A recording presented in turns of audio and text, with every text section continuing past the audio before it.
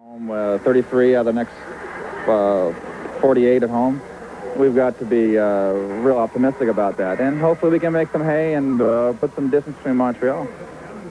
Well, the Mets are going to begin enjoying the benefits of that 10th man with another good crowd expected tonight, and they'll have that a whole lot during the month of June.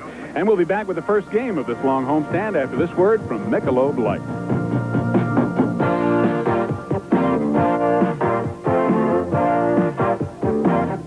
Is at first base. Second baseman is Wally Backman. At shortstop, Rafael Santana. Playing third base, Ray Knight. Out in left field, George Foster. In center field, Len Dykstra. And in right field, Danny Heap. The catcher, Gary Carter. And on the mound, Ron Darling. Ron with a record of 5-0, an earned run average of 3.81. Ron has walked 24, struck out 30, and given up 41 base hits, and working a total of 49 2/3 innings. Ron Darling with a record of 1-0 against the Dodgers. And here's the Dodger lineup. Steve Sax, the second baseman, batting first, and Ken Landreau batting second. Got a little ahead of myself. Bill Madlock, the third baseman, hitting third. And Mike Marshall, the right fielder, will hit fourth. Mike Scioscia behind the plate tonight. Greg Brock, Franklin Stubbs, Mariano Duncan, the shortstop, hitting eighth. And Bob Welch, the pitcher, batting ninth. So Ron Darling going against the Dodgers for the first time this year. He has a record of 1-0 lifetime against the Dodgers. And the umpires for the game tonight, Frank Pulley behind home plate, Joe West at first base, Billy Williams the umpire at second base, and Steve Ripley the umpire at third. And Tom Lasorda, the manager of the Dodgers, their leader, who said if he would cut his wrist that he would bleed Dodger blue. This copyrighted telecast is presented by authority of the New York Mets and WOR-TV. Hi, Tom. Come on over. And is intended solely for the private, non-commercial use of our audience. Any publication, reproduction, retransmission, or other use of the pictures, descriptions, and accounts of this game without the express written consent of the New York Mets and WOR-TV is prohibited. So the leadoff batter, Steve Sax, hitting at .329. He has 3 home runs, 14 runs batted in, and his 3 home runs coming in 25 at-bats against the Chicago Cubs this year at Wrigley Field. And Ron Darling starts off with a fastball. It was reported to us that Steve Sax and Greg Brock got into a scuffle on the bench just prior to the singing of our national anthem. We don't know if that's actually a true situation, but they both appear to be all right. That happens quite often on ball clubs. We understand that some of their teammates separated them. I'm surprised it doesn't happen more often. I am, too, especially with a fellow like Steve up with the Toronto Blue Jays. There's a pitch back, the off-speed pitch, the split-finger fastball, and it's 1 ball and 1 strike. If you're not familiar with the Steve situation, the last 2 starts, he has yet to win a game this year. He's 0-6. Tell you about Dave Steve of the Blue Jays. And a ground ball hit hard to Santana, and he makes an easy play of it. Rafael Santana playing shortstop tonight. And a good play by Rafi. Sax hits this high fastball well, but Santana 1 step to his right, plants and throws. Oh, get you by a step. Fine fielding shortstop for the New York Mets, Rafael Santana. And that'll bring up Ken Landreau, the center fielder. Landreau hitting .262 with 2 home runs and 15 RBIs.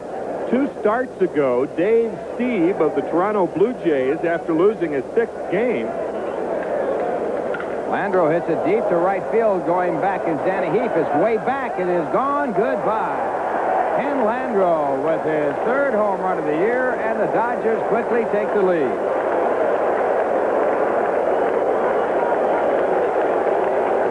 That is the 7th home run given up by Ron Darling. The Dodgers taking an early lead on a fastball on the outside part of the plate. Landreau went up and looked for it, got it, and did something with it.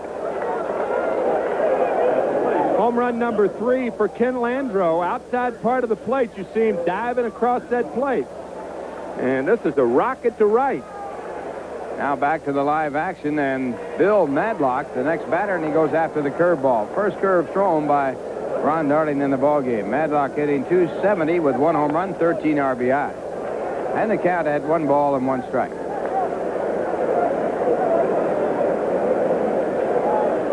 Madlock has hit .400 against the Mets so far this year, and this fastball fouled away. Dave, Steve criticized his teammates 2 starts ago. Said his defense was playing him to pull when he was pitching guys away. Of course, you could move the guys, turn around and move your defense. And then the last game, Lloyd Mosby didn't catch a ball that he thought was catchable, and he criticized Mosby. We'll tell you what he said. Again, a foul ball. He said that Mosby probably let the ball drop because he was on the mound. Now, there's got to be something wrong when you make statements like that. No teammate is going to intentionally let a ball drop regardless of his feelings toward a pitcher on his ball club. I go with that. 1-2 the count to Madlock, and now this one gets away. 2 balls, 2 strikes. Well, it wasn't unusual in the old days of baseball that fistfights would take place on the dugouts. The old Gas House Gang, the Cardinals in the 30s, they used to have a fight a night on their bench. And the old mustache gang of the Oakland A's. Not that old, really, but 72, 3, and 4 world champion. Fly ball out to center field. Dykstra is there. And 2 men away. Bill Darling, after the home run, comes back to pick up Bill Madlock, and now he'll take on a hot batter in Mike Marshall. Marshall with a 12-game hitting streak, and he has hit 4 home runs in his last 5 ball games. Marshall hitting .255 overall, leading the National League in home runs with 12, and he has 35 RBIs. Marshall tied with Hubie Brooks for the home run lead in the National League. And the fastball hit down the right field side. If it's fair, it's extra bases, but it's a foul ball. I don't think I've seen this Dodger lineup, usually a very passive lineup, especially the first time around, come out and first ball hit like they've done tonight, especially against a guy like Darling who does have control problems. There you see the pitcher who will be pitching on Thursday night, Fernando Valenzuela, and he'll be opposed by Sid Fernandez. Fernando, the player of the week, or the pitcher of the week, 2 consecutive shutouts going his way. 1 strike pitch taken for a ball, and it's 1 ball and 1 strike. Marshall and Darryl Strawberry are tied for game-winning RBIs, leading the National League in that department. Strawberry was originally scheduled to play tonight and was scratched. And the off-speed pitch. Split finger fastball, and it's 1-2. Good pitch by Darling. Ball really goes down, and Marshall over the top of it. 1-2 the count as Darling works here in the first. The Dodgers leading 1-0 on the home run by Landreau. And now they count 2 balls and 2 strikes. That was a good pitch. Usually after a split finger fastball or the slow curve to get the 2 strikes, a hitter is looking for it again. And Darling tried to slip the heat by him just a little low. Frank Pulley, the home plate umpire. And Marshall's still in there with a count of 2 balls and 2 strikes on that borderline call.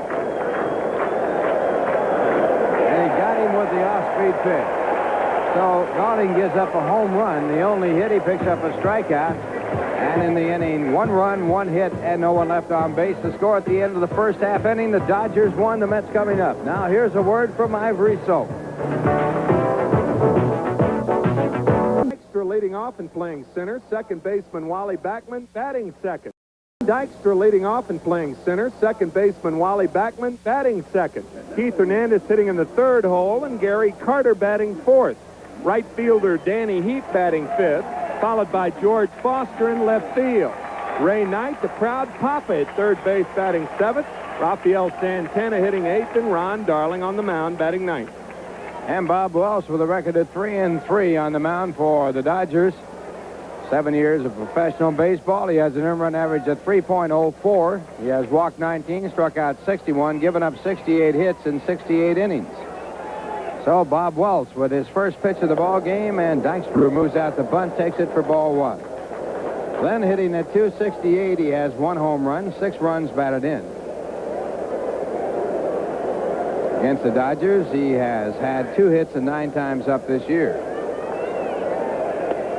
And Bob Welch with a fastball, 1 ball, 1 strike. A lot of times you can look out at the defense if you're a hitter and find out how they're going to pitch you by the way they're playing you. Landreau over toward left center field. No breaking balls from Welch. Fastball hit to the second baseman, Sachs, and he throws over to Brock for the out. You ever do that, Ralph? Oh, yes. Oh, yes. The good hitters got to do that.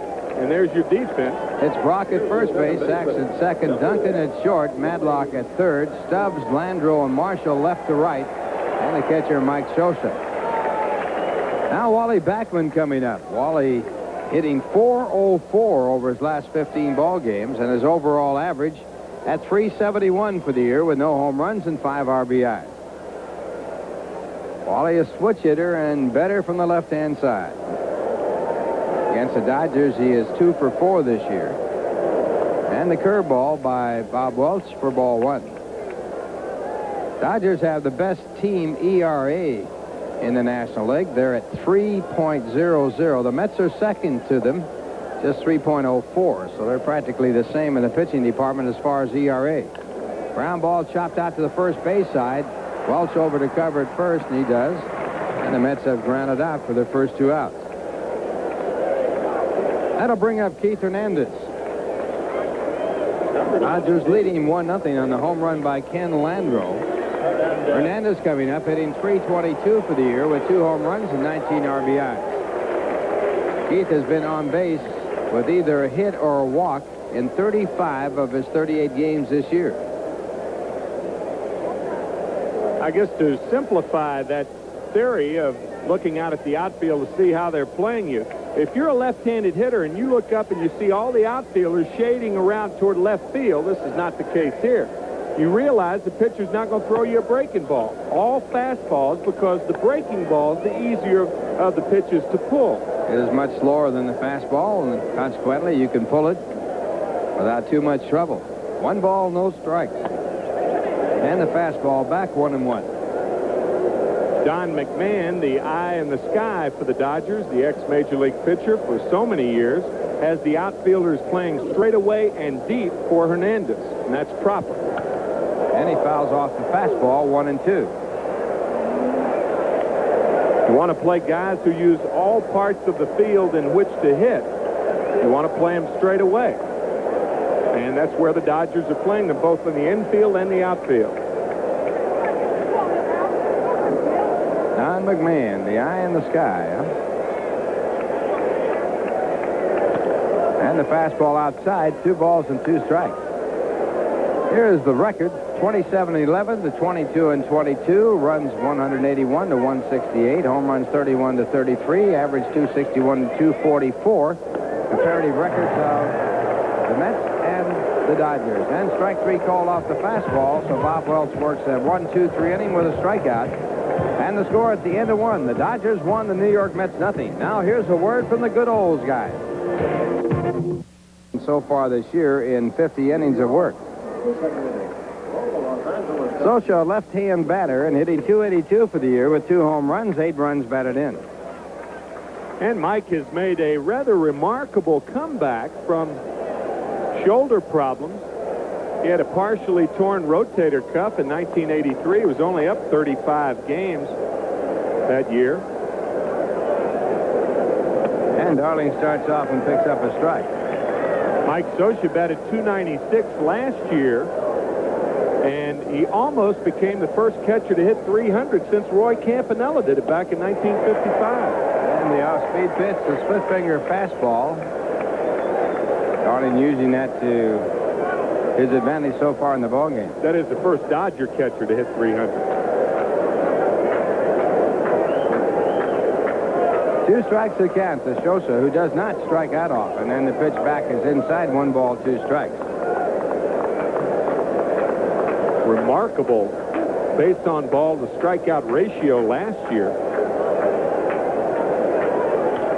And it's hit right up the middle very slowly, and Santana with a relatively easy play, and he picks up the assist as he picks up the out.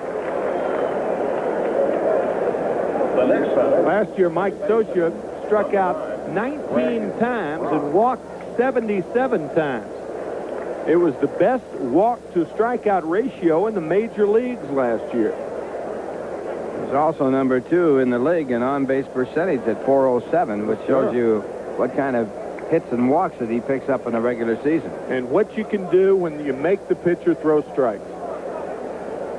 167 against Darling, lifetime, as Greg Brock takes the first pitch, a curveball for ball 1. Brock hitting .205 for the year, 4 home runs, 15 RBIs.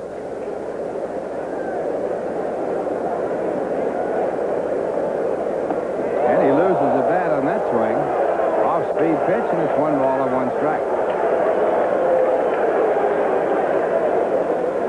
Brock has... A lot of times when you don't have enough pine tar on that handle, I mean, that bat took off like he meant to do it. Of course, he didn't.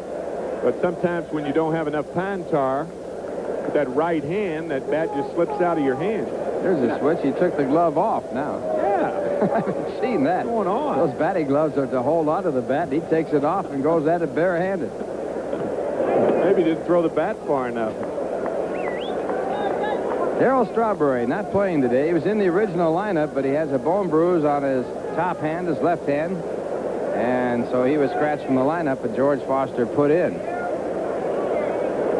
Darryl originally injured that hand up in San Francisco and then played later on in San Francisco and San Diego. In fact, he scored the winning run on a base hit, his first against a left-hand pitcher in 33 at-bats, stole second and third, and scored in a wild pitch. 3-1 the count to Greg Brock. Brock drove in 2 big runs against the Mets, and they were off Dwight Gooden after that long delay they had in L.A. If you recall, there's ball 4.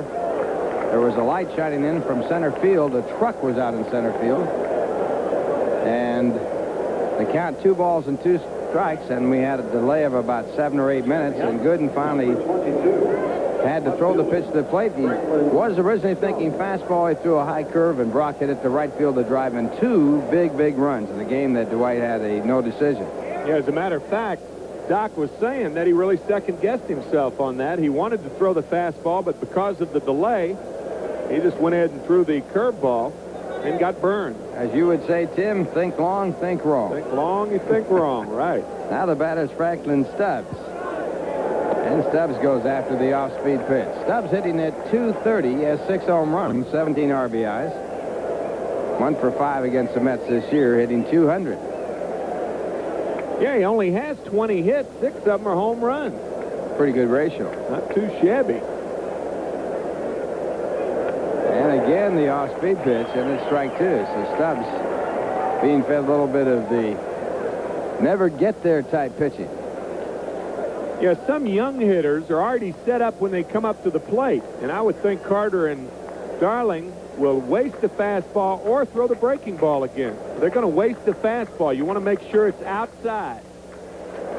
Right on the outside corner, and Stubbs looking all the way at the only good pitch he had to hit. That's a tough at-bat for young Franklin Stubbs. 2 curveballs, and now this fastball right on the black. A good piece of pitching by Darling. Second strikeout for Ron. Stubbs back to the bench. Shaking his head.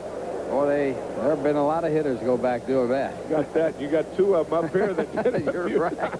How could he do that to me? Especially after walking a guy. That's right. That's really the worst part of it. There's a base hit by Duncan in the left field off the first pitch of Darling. And moving down to second is Brock. So runners now at first and second as Mariano Duncan gets a base hit on his first pitch. He was hitting 190 before that base hit. Did have 2 home runs and 9 RBIs. That'll bring out the pitcher, Bob Welch. Bob has had 2 hits and 22 at-bats. One of his 2 hits, a home run.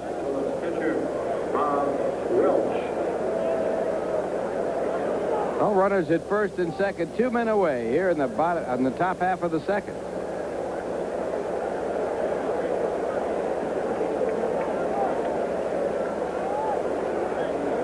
Dodgers leading 1-0, 2 men out, top of the second inning.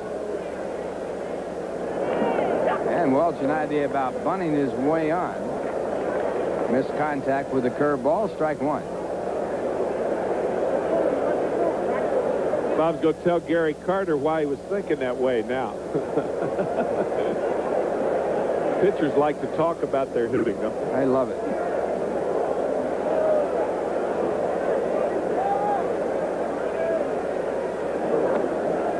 1 ball, 1 strike. Darley missing with a fastball on that pitch.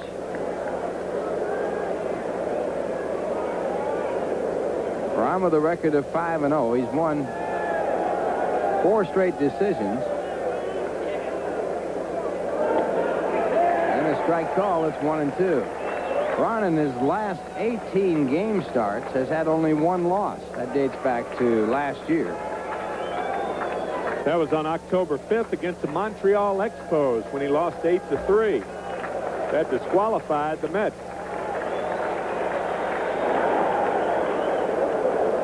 2 balls, 2 strikes. I don't know, would you say they were disqualified or eliminated? Eliminated. Yeah. Well, yeah. They were, well, in a way, they were counted out. There's no doubt about it. Yeah, that's right. 2-2 with 2 men out.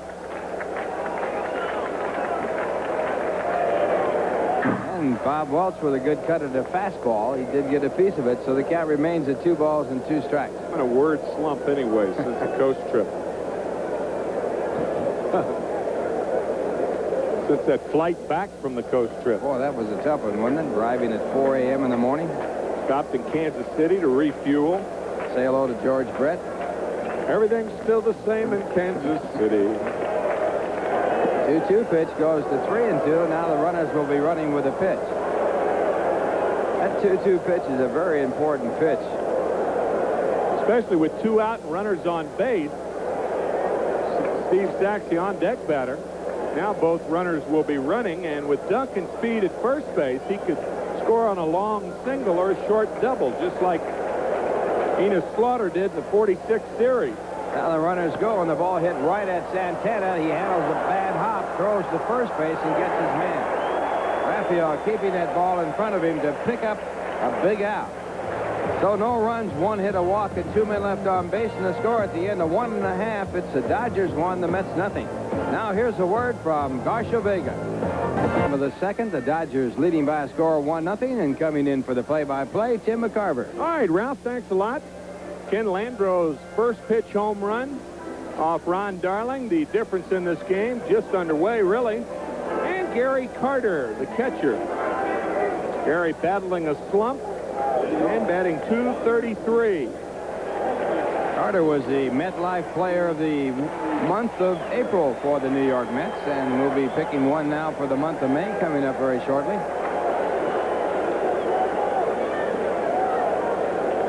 The MetLife Player of the Game will happen every month, and we'll announce it in our first game of the homestand, of each homestand at the beginning of each month. Fastball for a strike to Gary Carter with that famous last name, huh? Presidential name? Yeah. Ex-president. That's the all ex-presidents team right there. Gary Carter still hitting 4th, huh? Right in the old cleanup spot. Joe Carter, Gary's brother, batting 5th. Just kidding. Joe's in Cleveland. Got Terry Kennedy, Mitch Johnson, Roy Lee Jackson. The all ex-presidents team. Fastball fouled away, still 0-2 to Gary Carter. They forgot, Bill Webb forgot Rafael Santana.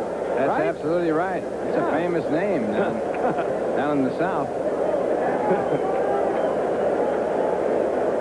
Rafael Santana, of course. Santana was the president. Was he the president of Mexico? I Of believe. Mexico, Right. and I would believe some of the other islands down there, maybe even the Dominican Republic. Very famous name.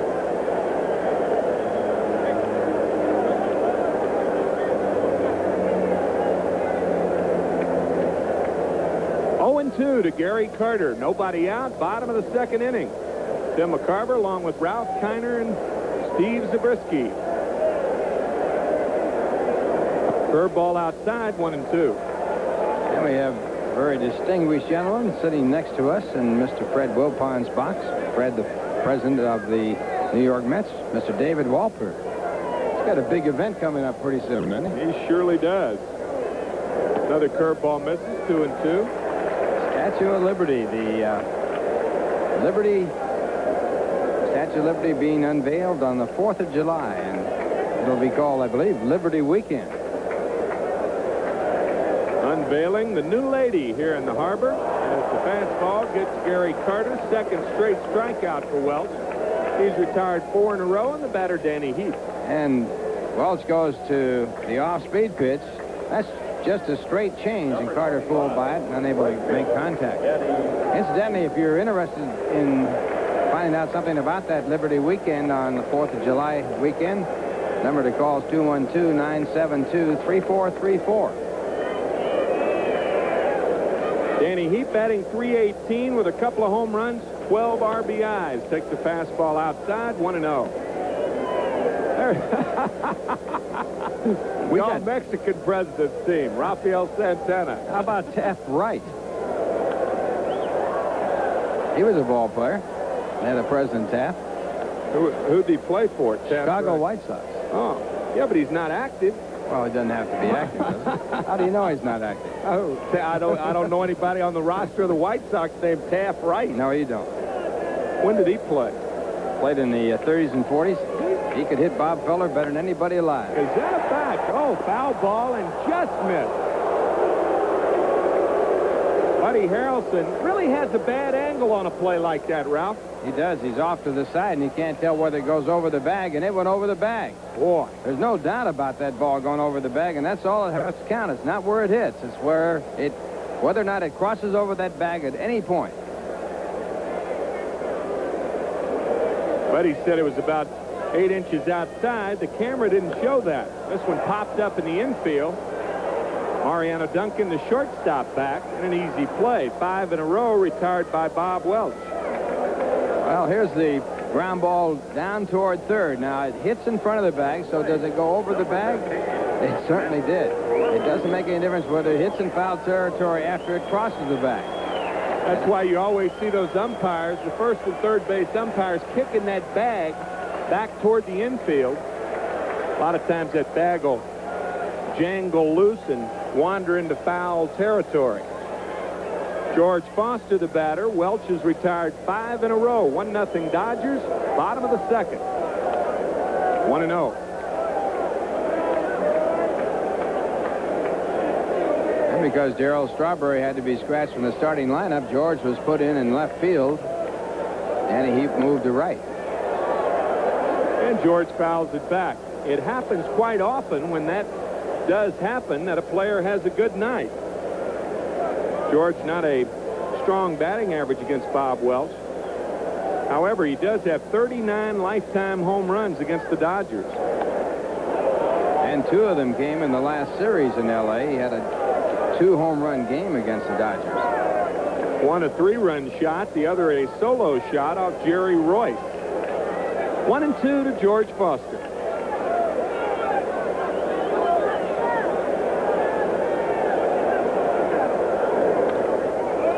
Fouls this one back right below us. You give George a chance to extend those arms on a ball in the middle of the plate or outside part, and that is his power pitch, preferably down.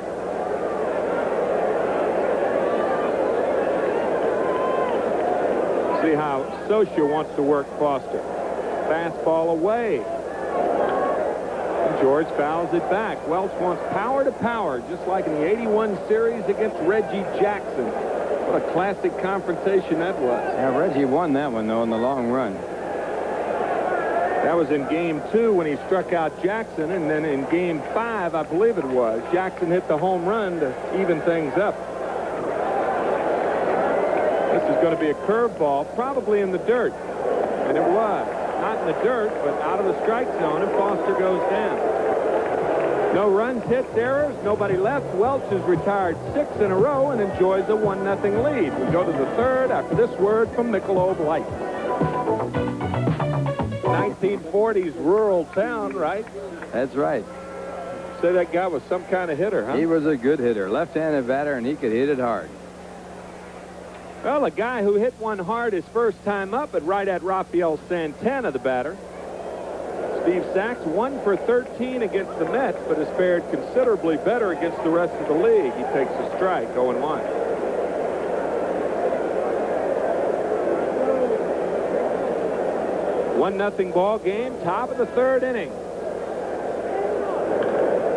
Breaking ball is hammered foul, so it's 0-2, Sachs in the hole.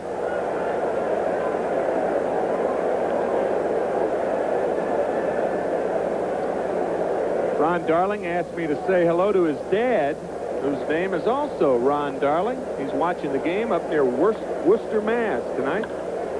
This one drilled foul. Sachs still alive. Well, that was a good pitch right there. He really tied him up. Sachs is sort of the whipping boy of the Dodgers. 420 on the road and 284 at home this season. Up, went too far on that one. That's the third strikeout for Ron Darling. One away here in the third inning. And this is the split finger fastball. It works as a change of pace.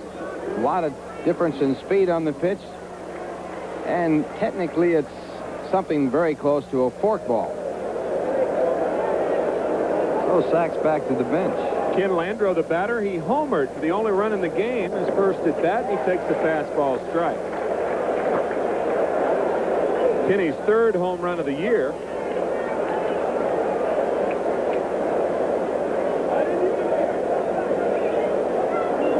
There's the split finger fastball is low, 1-1. How about that? First career home run at Shea Stadium. Of course, he's not a home run hitter. He did have 12 last year. Good forkball on the corner there, 1-2.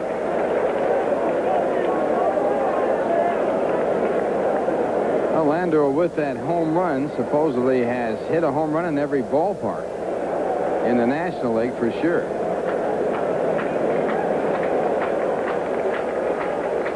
And probably in the American League, too. Had that 31-game hitting streak for the Twins back in 1980.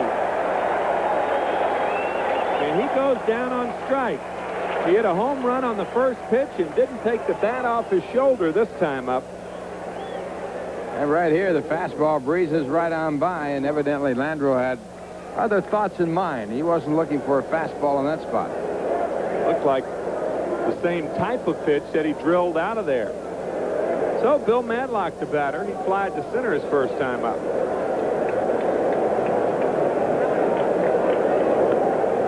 Cut fastball. Now that's that cut fastball that looks like a slider, but Darling missed with it. 1-0. That's a much tougher pitch to hit than the slider if you have good accuracy with it. Yeah, because you can't pick up the spin on the ball. It's almost like a sailor. That's right. Shine ball if you go way back. Probably what that Taft right hit. He can hit those shine balls, boy. Went over him in the meeting and said a dead shine ball hitter, right? They probably didn't even have meetings back then, huh? Just suit up and go get them. Just ask for volunteers. Who wants to play?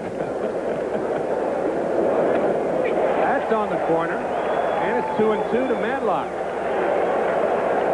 There's a tough guy to strike out right there. One of the toughest in baseball. This pitch is right on or off the corner, whichever way you want to look at it. Looks like it missed to me. But that one did. 3 straight strikeouts for Darling. He struck out the side here in the third. Madlock does not agree, but agreement is not necessary. After 2.5, it's 1-0. Los Angeles, and we go to the middle of the third after this word from Budweiser. Is with the 1986 official yearbook. This year's edition has 96 pages of action-packed color photos and also contains a special 32-page 25th anniversary feature on the history of the New York Mets. Always a collector's item, so order your 1986 New York Mets yearbook by sending a check or money order made payable to the New York Mets for $6. This includes postage and handling to Promotion Graphics, Department M, 160 Barrack Street, New York, New York, 113. And the most recent father on the Mets team, Ray Knight, the batter, the proud papa of a little bouncing baby girl. 9-pound, 10-ounce. Aaron Shea Knight was born yesterday to Nancy and Ray Knight. As we take a look at our folks from Burger King visiting in our WOR box tonight, and a strike to Ray Knight, 0-2. That's a little either. No, that's not a little baby, girl. Yeah. No, that's, yeah. Well, I mean, little, but not comparatively Okay. small. But Aaron Shea, and the Shea is spelled S-H-E-A. Do you suppose he's trying to perpetuate himself here at Shea Stadium? Well, he said no. He and Nancy said that they had already selected the name before he was traded to the Mets in late August of 1984. Wouldn't hurt. Of course, it wasn't a 2-year pregnancy, however. But if they had another child and it was a girl, it would be Shea, of course. Or part of the name would be Shea. That's a pretty name, isn't it? Aaron Shea Knight. Ray has a lot to be proud of. He's batting .328. I would He's say hit in 18 of his last 20 games. very strong candidate for the MetLife Player of the Month of May.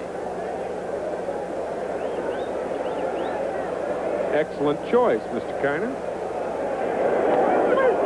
Well, Bob Welch strikes out Ray in his first at bat. Welch has retired 7 in a row, 4 on strikes, 1 away. And there are the Burger King folks in our WOR booth, enjoying the hospitality of Tom Ryan. Probably sign that check, Bill Webb, tonight when they leave, right? Bill, of course, will want the receipt. Fastball is high to Santana, batting .186 on the year.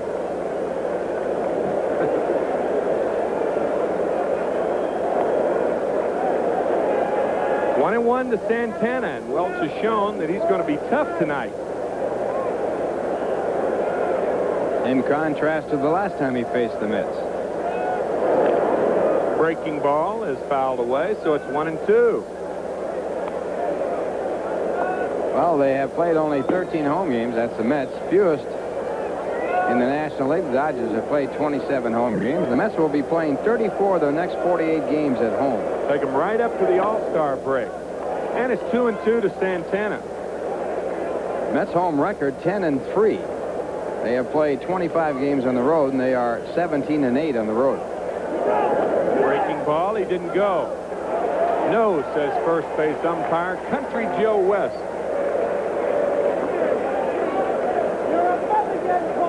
Dodger bullpen. That might be Pena. He's back in action again. No, it isn't. I think it's Ken Howell. Howell it is, yeah. Kenny talking about the art of pitching, no doubt. Fastball, he swings through it. So that's the 5th strikeout for Bob Welch. A lot of air balls thrown by both pitchers. 4 strikeouts in the last 2 innings by Bob Welch. This is the 4th one and his 5th in the ball game. And Darling has struck out 5 on the other side. Well, speaking of Ronnie, here he is. Ron batting .091. He's 2 for 22, the same average Welch has. He fouls it back. Ralph, we mentioned Ronnie's dad's watching tonight up near Worcester, Mass. And we'd like to also wish a speedy recovery to Marie Massey, the mother of our third base cameraman, Jim. She's recovering from hip replacement surgery. And we wish her a speedy recovery watching our game tonight. And it's 0-2 to Ron Darling. Darling has 5 strikeouts. Welch has 5, and we're not through the 3rd yet. There's Jimmy. Pop fly in the infield. Second baseman Steve Sack makes the catch.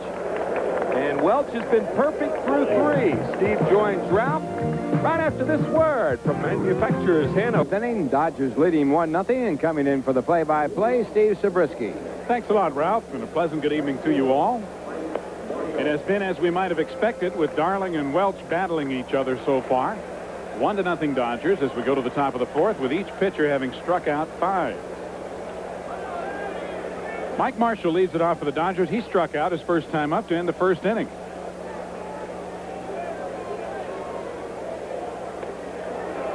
And he misses that one for strike 1. Moose, as he is called, also known as Bigfoot because of his size 14s, has been on a tear. 12-game hitting streak, over which he's hit .327 with 5 homers and 12 RBI. Rounded to short. Santana with the easy play and 1 out in the 4th. And we'd like to remind you to not miss the New York Mets' second bout with the LA Dodgers tomorrow night at 7:30 when the hometown boys host the West Coast live from Shea Stadium right here on Channel 9. Got a little glimpse of the scoreboard. Cincinnati beating Chicago today, 5-4. The Reds are getting back on the track. As Pete said they always would. Mike Scioscia, the batter, he grounded to short his first time up, and Scioscia takes for strike one.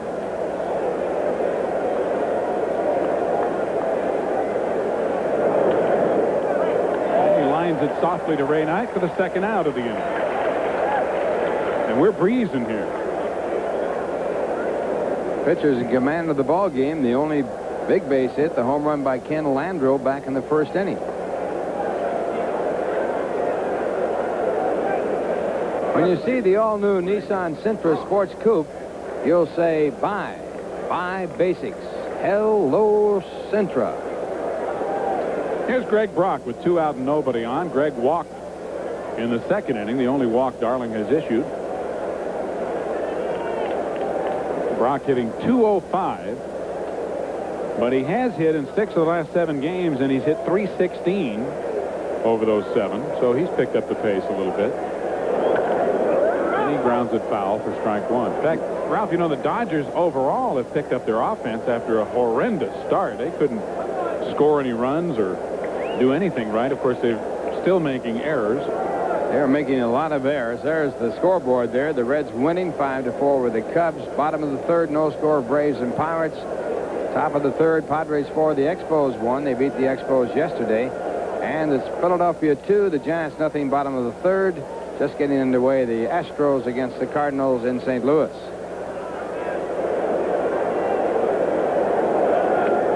And again, as he did in his first at bat, Brock loses the bat. And it's out between first and second. I think he's getting it down a little better. That one went a little bit farther than the first one. We're in the 34-ounce bat throw competition. He might have dropped down and weight a little bit. That would give him some extra distance.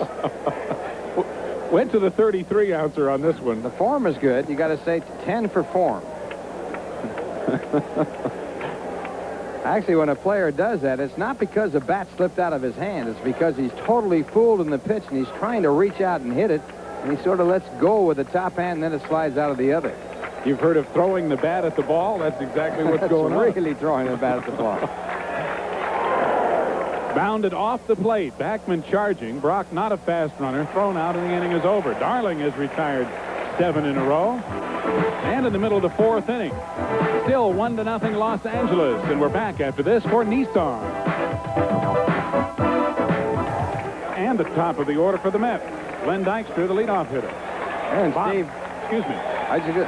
While we got a second here, I just want to mention the fact that the June 1st game has been changed. The starting time has been changed from 1:35 to 3:05. And those of you that are planning to attend the game or watch that game, that's a change you should put down. 3:05 game on Sunday, June 1st. Dykstra takes high and away for ball 1. That is cap day, is it not? Cap day, big day. This general admission tickets available here at Shea. And we'll be on the air at 3 p.m. Eastern time. Dykstra rips one foul. Lenny got a fastball up and in and turned on it, but was too far out in front. It's 1-1.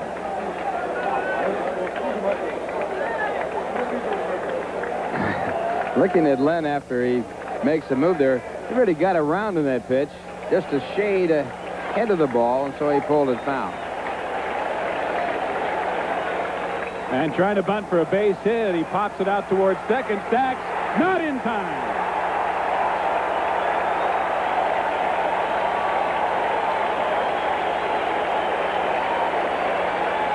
After retiring 9 in a row, Dykstra gets aboard. So there goes the no-hitter on this bunt. It's just about perfect.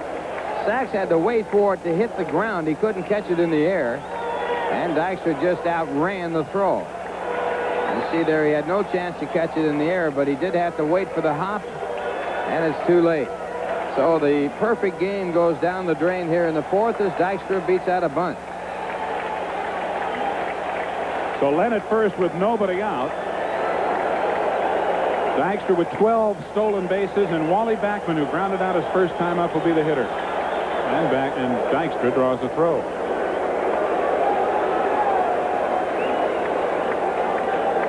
Len is the club leader with 12 steals.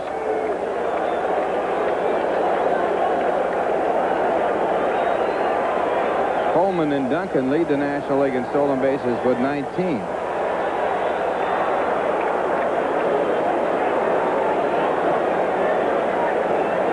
Bob Welch, who has won his last 6 decisions against the New York Mets. The last time the Mets beat Bob Welch was on July 12th of 1982. He got off the hook the last time he faced him in L.A., though. He gave up 10 hits in 5 innings. Grounded to second, and it could be 2. They will have to hurry, however. And Backman is safe at first. The ball was not sharply hit, and Wally, running well and from the left side, was able to beat it out. And it was a high bouncing ball, so that took a little bit of time. Duncan making a good try for the dribble play, but Backman with that good hustle down the line just does beat it. Quick release by Duncan, but not in time. And Duncan does have a great arm. So Backman exchanges with Dykstra at first base with 1 out for Keith Hernandez, who was called out on strikes to end the first inning. Welch has struck out 5.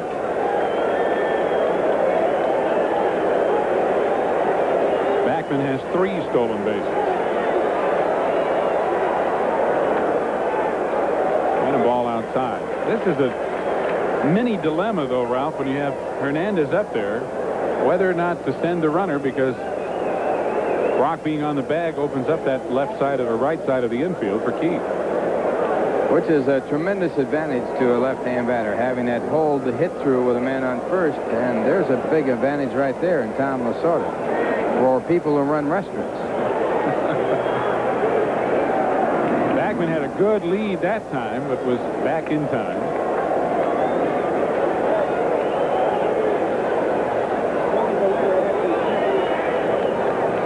One ball to count to Hernandez.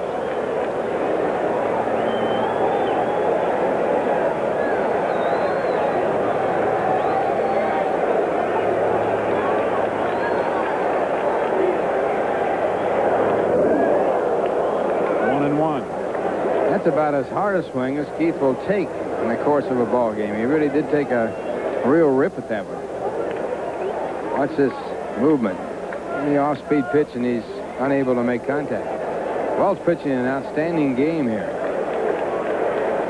Before the game, Keith put some tape, which you may be able to see on the middle finger of his right hand. And it looked like it's bothering him a little bit. He was pulling some of it off. There you get a glimpse of it.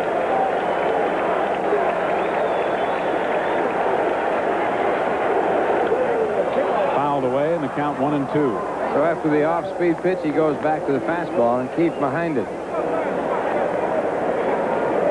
Constant change of speeds, the hardest thing for a hitter. Davey Johnson handled a few in his day as a hitter. Had some fine years at the plate. Had 2 pinch hit grand slam home runs in 1 year. The only other person to do that, Mike Ivey, who did it in the same year that Keith did. I should say that Davey did.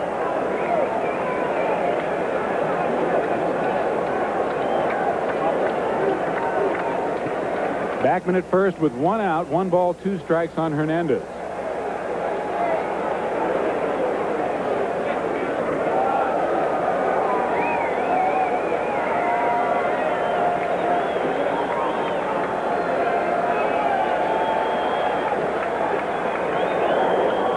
Fouled away again, and Hernandez, protecting outside as he does so well, keeps the count at 1-2. That was not the pitch that Keith was looking for. But the fact that he had such great bat control, he was able to be a foul ball hitter on that one. Foul it off even though he had not had the pitch timed. He was looking for something else. And we've said it before, Ralph, but the good hitters can foul them off, and the bad hitters put them in play.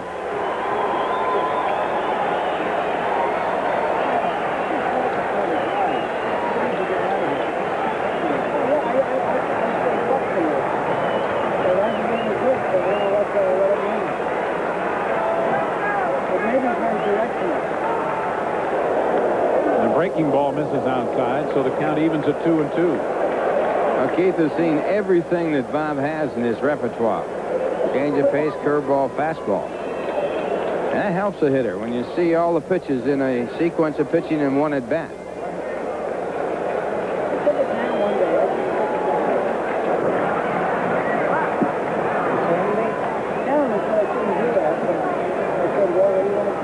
Welch reminding Backman he has not forgotten about him.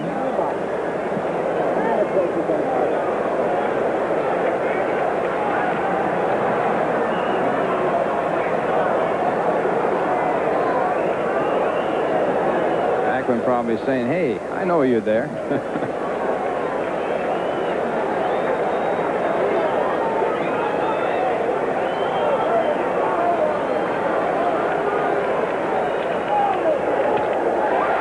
To right and a base hit. Backman will stay at second. Now the ball gets away from Marshall. Backman's going to try for third. He's in there.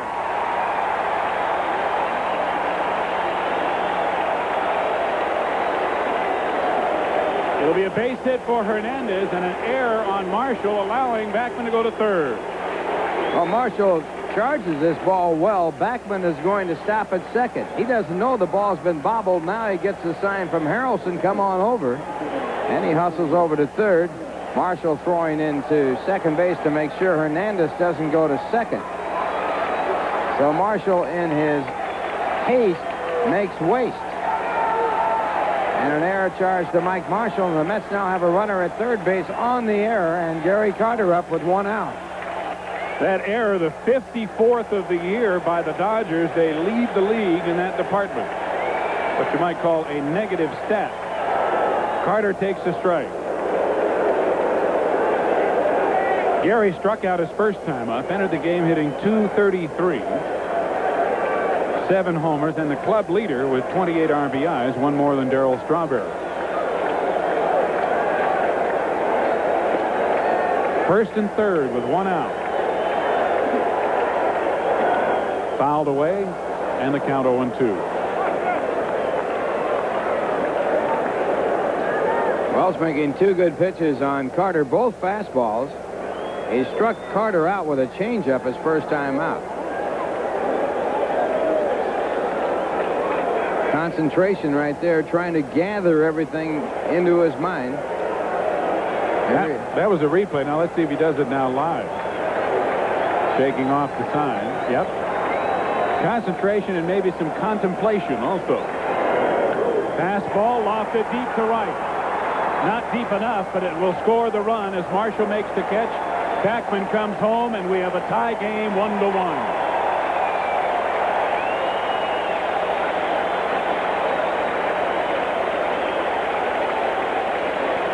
Carter's 29th RBI of the year.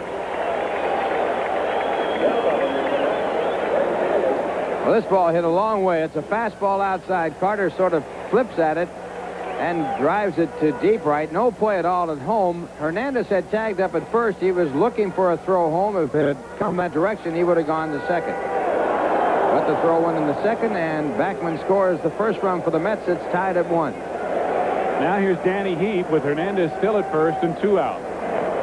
High, ball 1. Danny popped to short his first time up. He's 1 for 6 against the Dodgers this year, but he entered the game hitting .318.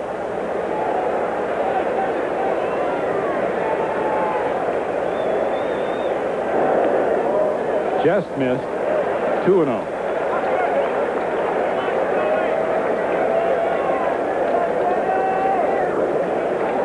Danny has hit in 9 of the 10 starts he has previously made, and as you see, the Mets are 9-1 in those 10 starts. Ground ball to Brock, who makes a good play and will step on the bag to end the inning, but the Mets pick up a run on 2 hits. 1 was left. At the end of 4 here at Shea in the first of a 3-game series against the Dodgers, 1-1. Now here's a word from Burger King. Top half of the 5th inning for the Dodgers as we look at the American League scoreboard. And the Red Sox on top in their division over the Yankees by a 1.5, leading 2-0 over the Indians. Top of the 4th. No score. The Blue Jays and Twins underway. Same for the Brewers and Royals. And in the bottom of the 1st inning, no score. White Sox playing the Rangers. Franklin Stubbs will lead it off for the Dodgers. Mariano Duncan and Bob Welch to follow here in the 5th. Stubbs struck out looking his first time up.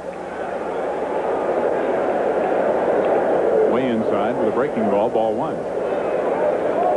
Did you not find it a little unusual, Mr. Kiner, that 4 National League teams, including the Mets, did not play on Memorial Day yesterday? First time that I haven't been at a ballpark on Memorial Day since 1945.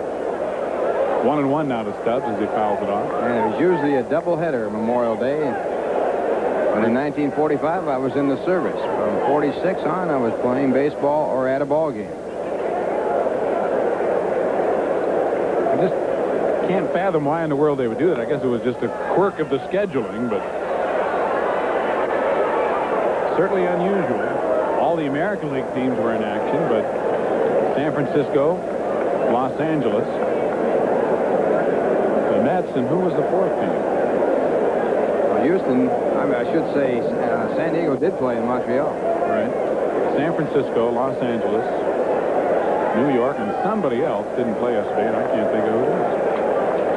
We'll find out by the process of elimination. Philadelphia Phillies. Thank you. You know, people have a good time on holidays when they don't go to the ballpark. You mean they don't have a good time when they do go to the ballpark? No, when you go to the ballpark, you always have a good time. But this is the first time I ever knew when people didn't come to a ball game on a holiday, they do things, don't they? Yeah. They don't just sit around. Right. They go to the beach, have a barbecue. Something like that. Strike 3 call. Fastball on the inside corner. Darling has struck out 6 and has retired 8 in a row. Shortstop, Mariano. Ron came into this game with 30 strikeouts, so he now has 36 for the year.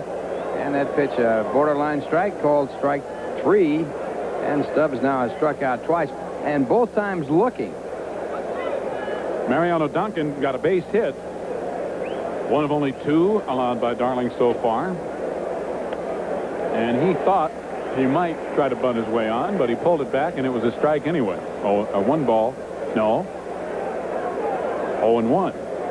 Scoreboard put a ball up there, but I distinctly saw Frank Pulley call that a strike.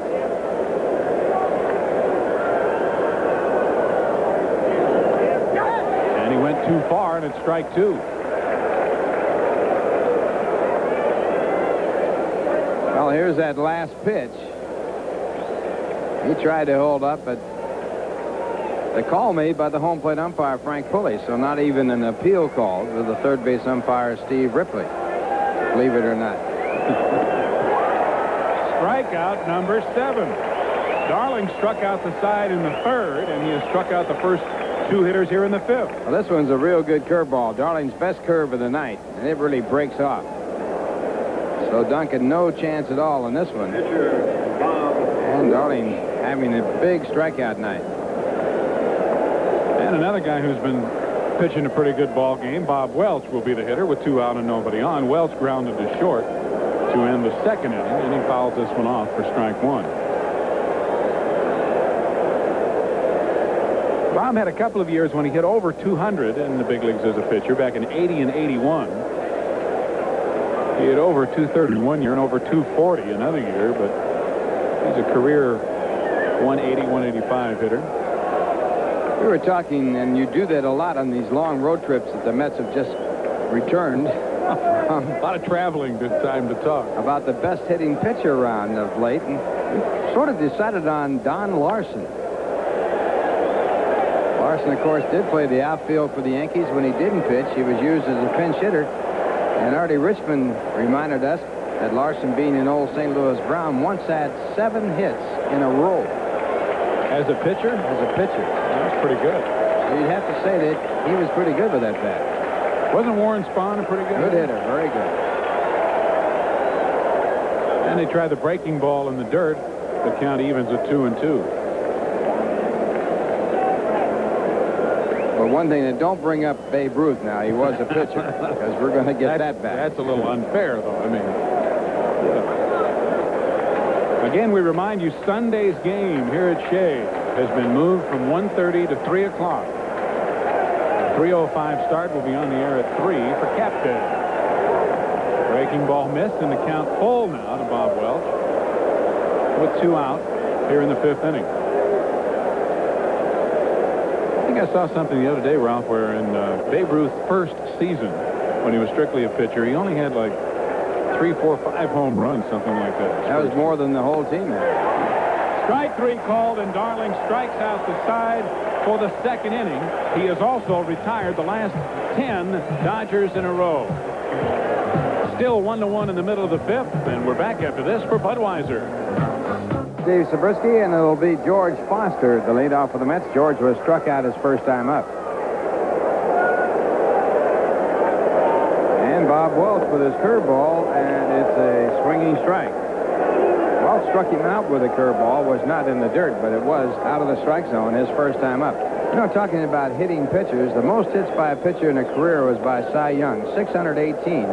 Walter Johnson had 542 and Red Ruffing 520. The most hits in the season, George Yulee of Cleveland in 1923 had 52. And the fastball is high. Wes Farrell had 52, and Carl Mays had 49. Here's career home runs against L.A. Hank Aaron, 77, Mays, 57, Banks, 41. And Foster with 39, and Foster also has the most against Los Angeles at Dodger Stadium after the 2 he hit in the series in L.A. last week. Most home runs hit by a pitcher in a career, 38 by Wes Farrell. The thing about being a good hitting pitcher or a pitcher who has a lot of career hits, you also have to be a good pitcher, so you get a lot of at bats. Absolutely right.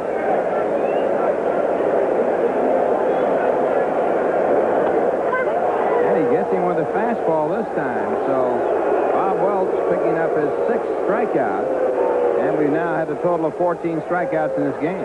Well, Foster apparently looking for the breaking ball, takes the fastball right down the middle. So 1 away, and that'll bring up Ray Knight, who was caught looking his first time up. Babe Ruth as a pitcher, and this is only when he was pitching, had 15 home runs, drove in 73 runs, and hit 304. Not too shabby. Not bad. George Yulee, 9 home runs, 157 runs batted in, and hit 288, second to Ruth for the all-time high average. 1 ball, no strikes to Ray Knight. What a waste it would have been had Ruth remained as a pitcher his entire career. He racked up some awfully big records as a pitcher. Well, he never would have hit the home runs he hit, that's for sure. Ripped to left. If it's fair, it's extra bases. It's foul. So the new father still strong, pulling the ball foul. Ray Knight right here, certainly a candidate for the Midlife Player of the Month of May. And we won't even include the fact that he became a father in the month. Which should give him some extra votes, I'm sure.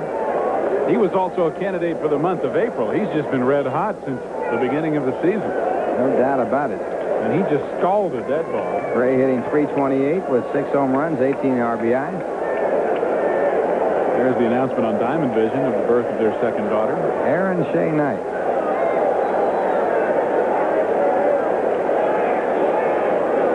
And the 1-1 pitch, there's that cut fastball. It looks a little like a slider, but it's throwing a little bit harder. So it had the spin on it that a slider has. And consequently, it didn't break as far outside as Knight thought it was going to. He gave up on that pitch. And it didn't break away off the corner. It stayed over the plate.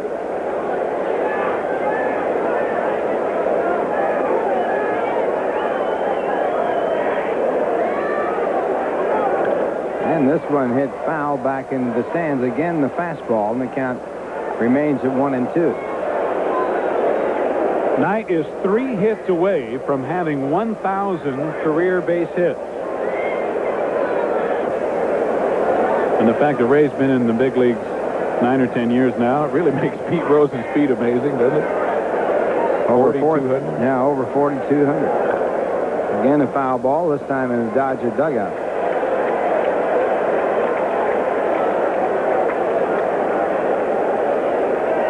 Count remains at 1 ball and 2 strikes. Have another big crowd on hand here tonight. Must be very close to 40,000. And again. again, Knight has struck out. Got him on a pitch out of the strike zone. 7th strikeout for Bob Welch. And Ron Darling has 8, so they're really going after it here. Knight chasing the ball with a strong late break on it. Both Darling and Welch in command of their downers. And it brings up Rafael Santana. And Santana has also been struck out in this game. We're in the 5th inning. There have been 15 strikeouts. And the curveball hangs high.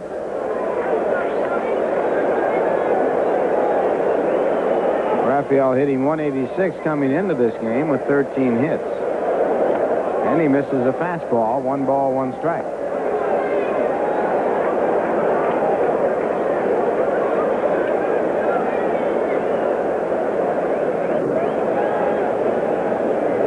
Look out.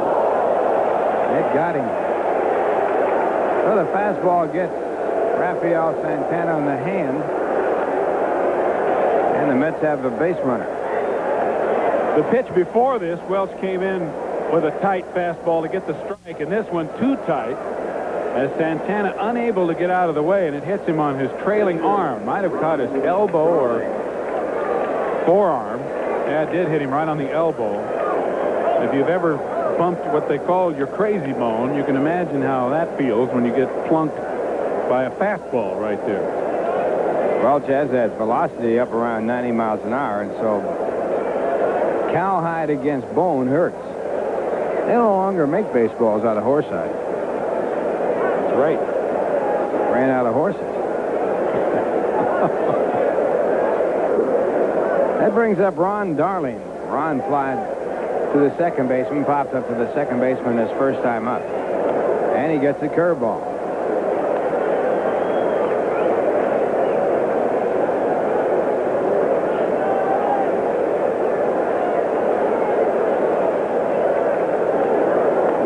Darling an idea about bunting. And he misses the curveball, strike 2.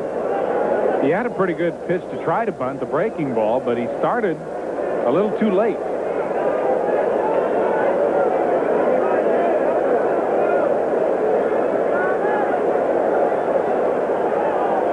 And again, the curveball and the quick strike call.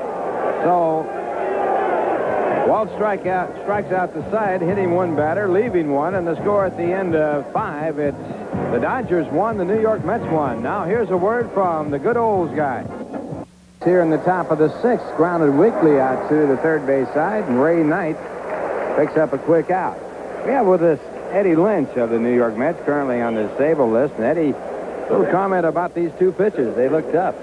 Well, they're on both of them on a way to outstanding strikeout games. I'm really not too sure what the record is for most strikeouts combined, but they've got to be well on their way to getting near it.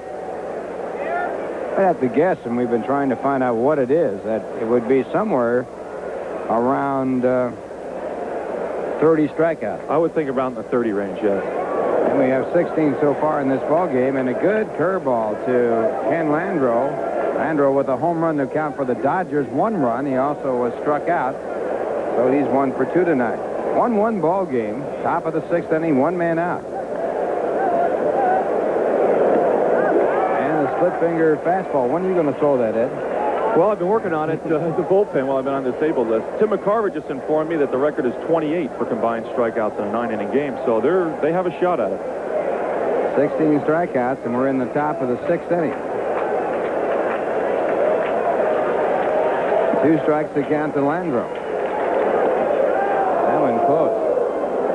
Eddie, what kind of progress have you been making? You and I were talking in the clubhouse before the game, and your leg looks terrific after the surgery. Well, it feels really well. It's been 5 weeks and 3 days, and Dr. Parks did examine me today, and he's pretty much given me the okay to start doing some vigorous activity. Great. And that one just outside again, that off-speed pitch. 2 balls and 2 strikes. The record was set back in 1972 on September 15th. Cincinnati had a total of 15 strikeouts for their side, and the San Diego Padres had 13 strikeouts for their side. So it didn't take place when someone was setting a big strikeout record, such as 19 strikeouts for Tom Seaver, or 19 for Steve Carlton, or 19 for Nolan Ryan, or 20 for Roger Clemens, who did that this year. 2-2. The count remains for Ken Landreau. Ed, do they have a target date for you as to when you might expect to come back? Well, I'm hoping the next week or so I could try to, I don't know what the plans are, the ball club's plans, but I feel like I'm ready to pitch in a game in the next week or 10 days, yes. Good. 2-2. Foul away. And I'm sure that the fans would want to know what it is you have been doing to recuperate from arthroscopic knee surgery. Well, basically, the first couple of weeks are just rest. You can't really do anything in terms of rehabilitation. But lately I've been riding an exercise bike, and today I started on the side decks to re-strengthen it. But I haven't been able to throw, fortunately, for the last 2 weeks, so my arm is in shape. 2-2 pitch, and strike 3. Strikeout number 9 for Ron Darling. The second time that Landreau has struck out, and he got him with the split-finger fastball. Darling has now retired 12 in a row. And of those 12, he has struck out 7, including striking out the side in the 3rd and the 5th innings. And it brings up Bill Madlock, a tough man to strike out, although Ron picked him up on a strikeout in the 3rd inning, got him looking. Fastball for ball 1. 1-1 ball game, 2 men out. We're in the top of the 6th inning. And a split-finger fastball, the off-speed pitch. 1 ball, 1 strike. Madlock, a career .309 hitter, and there aren't many guys around who have been around any length of time these days who have a career batting average over 300. With Carew gone, he is the #1 man for having led the league in hitting. He has led the league in hitting 4 times. Carew now out of baseball. The all-time leader for leading the league in hitting, Ty Cobb, who did it 12 times. 4 times in modern-day baseball or something. 1 ball, 2 strikes. Crowd hyping it up for another strikeout.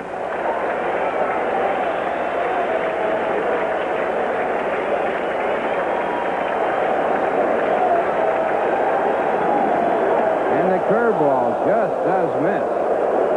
You count 2 balls and 2 strikes. This was a big curve. This is the key to Ron Darling's success, along with the forkball or split-finger fastball. He must get the breaking ball over, and he has done it with effectiveness tonight. Both sides with only 2 hits in this game. Fastball hit on the ground to Santana, and he has it, and that'll do it. 13 in a row for Ron Darling, and the score at the end, 5.5 innings. It's the Mets 1 and the Dodgers 1. Now here's a word from Sunoco. The old announcers. Well, tomorrow night at 6, the Harts become targets for murder. Evans. Join Robert Wagner and Stephanie Powers as Jonathan and Jennifer Hart on Heart to Heart, right here on Chanel number 9. I understand you were the man in the back of that horse. I was on the left. That's correct. And way back. Here's Len Dykstra, the leadoff, and he gets a curveball. Home plate umpire Frank Woolley said it was up and over. Bob Welch, who has pitched very well in this ball game. 1-1 ball game. We're in the bottom half of the 6th. Thought it was in the strike zone. Dykstra in this game has had a base hit. As a matter of fact, he had the first hit of the ball game for the Mets when he had a bunt base hit. And he takes the strike call. Sitting in with us here on our broadcast, Ed Lynch. And Ed, it's the good old-fashioned pitchers do. It really is. We have 2 top right-handers here. Good breaking ball. And Dykstra takes that fastball right up the middle for his second hit, and only the Mets' 3rd and only the 5th in this ball game. Well, as Pete Rose likes to say, right back through the originator. And when you've got a guy that's going well as a hitter, that's what you want to think about up there when your guys are getting struck out left and right, is hitting one back up the middle. Dykstra did exactly that. So Len is on for Wally Backman. Duplication of the 4th inning when Dykstra was on base with no one out and Backlund the batter. Wally grounded into a force play. Later on, Hernandez singled with Backlund going to 3rd on the error by Mike Marshall, the right fielder, and scoring on a sacrifice fly by Gary Carter. That tied it up. So Backlund at the plate as Dykstra draws the throw over at first base. Lenny, the most successful man on the bases this year for the Mets. He's had 12 stolen bases out of 13 attempts. Madlock, the third baseman, looking for a bunt, and this ball ripped down the right field line. It'll be extra bases. Should score Dykstra.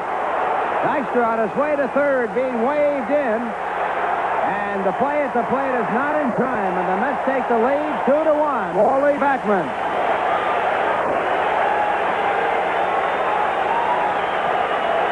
Wally entered this game hitting .371. But as a left-handed hitter, he is hitting .404 at the start of play today. Ron Peronowski's on the phone to the bullpen as the Mets have taken a 2-1 lead. Boy, Backman really turns on this inside fastball and nails it down the line. Dykstra was not running on the play, but he runs so well he was able to score fairly easily. Now watch Stack's double clutch. We don't see it, but he double clutched a little bit.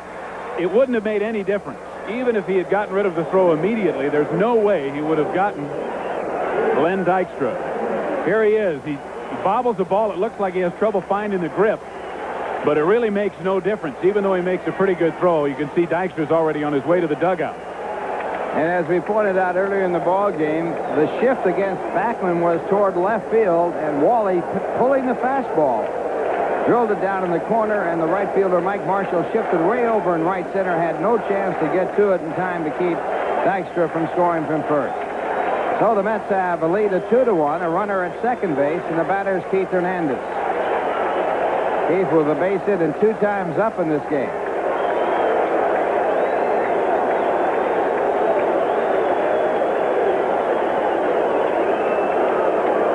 Welch breaking contact with the pitching rubber. So Keith steps out of the batter's box.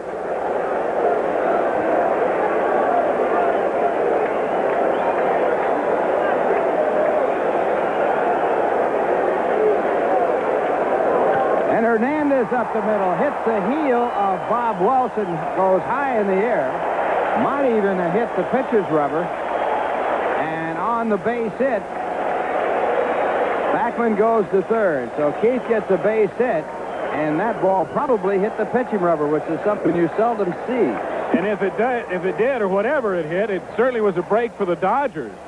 Yeah, it hit the pitching rubber and went straight up in the air. Had it gone on through, and it probably would have gone on through, it was hit so hard, Backman would have scored, Hernandez would have had an RBI, and the Mets would have been up 3-1. But the fortunes of baseball. It popped straight up in the air, and Backman had to hold up. So 3 consecutive base hits. No one out, a run in, runners at first and third, and the batter is Gary Carter, who drove in the tying run back in the 4th inning for the sacrifice fly.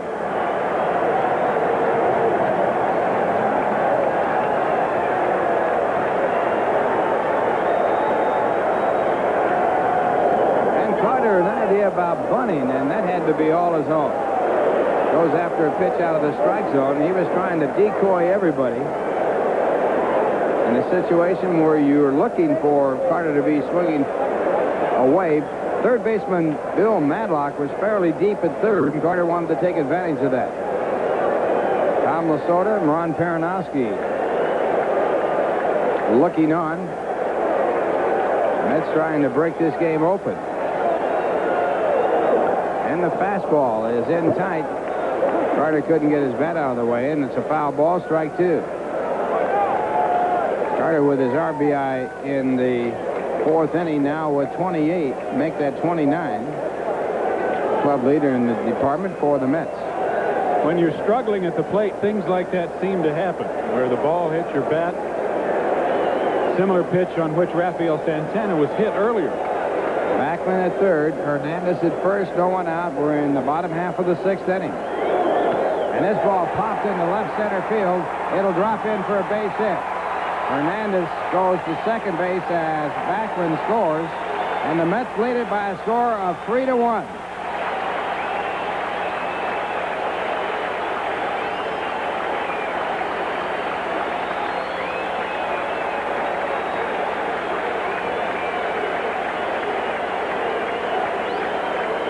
Gary protecting with 2 strikes, and he's strong enough that even though he only had a half swing at it, he muscled it into center field to pick up his second RBI of the ball game. Backman scoring easily.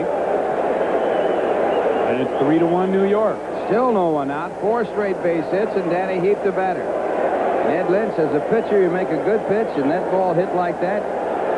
It's really nice to see something like that happen with Gary. He is struggling a little bit, and maybe something like that, a little cheap hit like that, will turn things around for him. And Danny Heap gets a curveball for his first pitch. He calls strike. Danny 0 for 2. He has popped up and grounded out.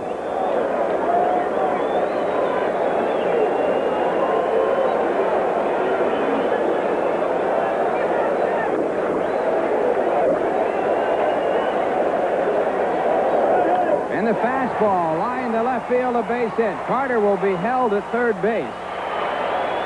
Throw comes in from Stubbs, but the base is loaded as the Mets get 5 consecutive base hits. They have scored 2 runs, and Tom Lasorda going out to the mound.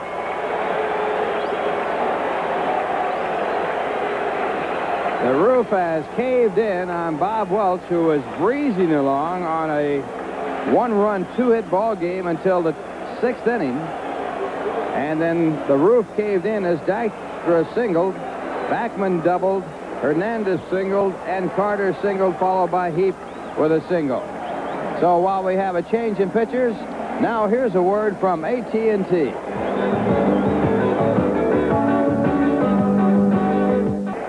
Well, a new pitcher in the ball game for the Dodgers, Tom Niedenfuhr, with a record of 2-2. He's had 3 saves. This is his 20th appearance.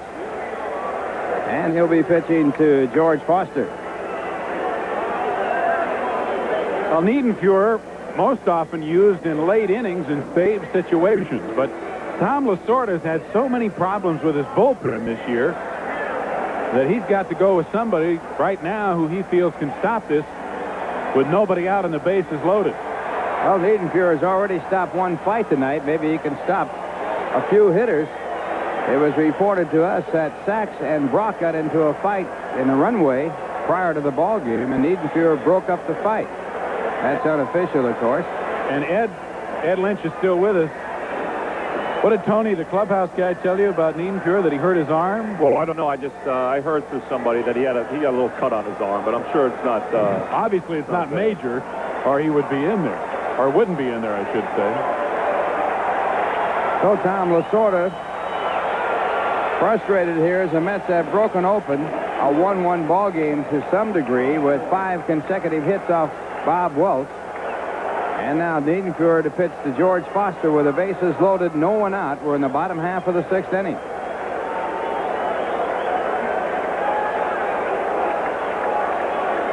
Never forget the time that Steve Garvey and Don Sutton got into a fight prior to a ball game here at Shea Stadium. I interviewed Garvey after the game, and I asked him, do you want to talk about it? He says, no, I don't want to talk about it. But he had had a few bruises on his face.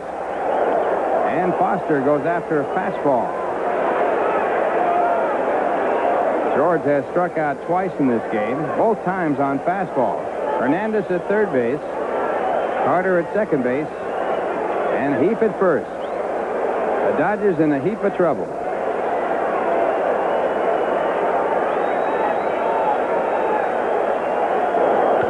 And it's drilled down the left field line. If it's fair, it's extra bases. It is fair, and it is a home run. A grand slam home run by George Foster. That is his 14th grand slam home run, and the Mets take the lead by a score of 7-1.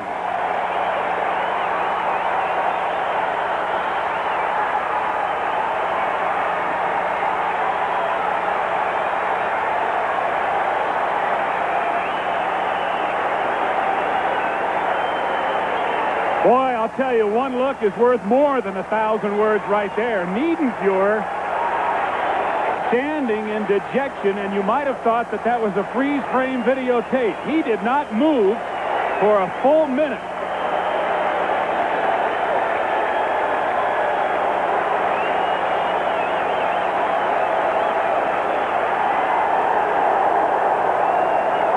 George Foster with a grand slam home run, his 14th.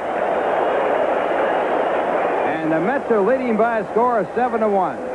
Foster now second among active players in the major leagues, Dave Kingman has 15 career grand slams, and now we're going to have a fight as Knight was hit.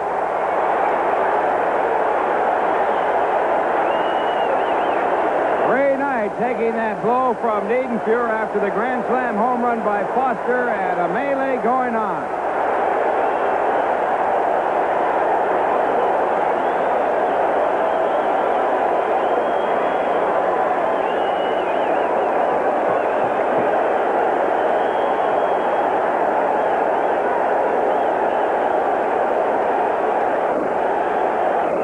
Davey Johnson talking to Ray Knight, who is being held by Joe West. I mean, Knight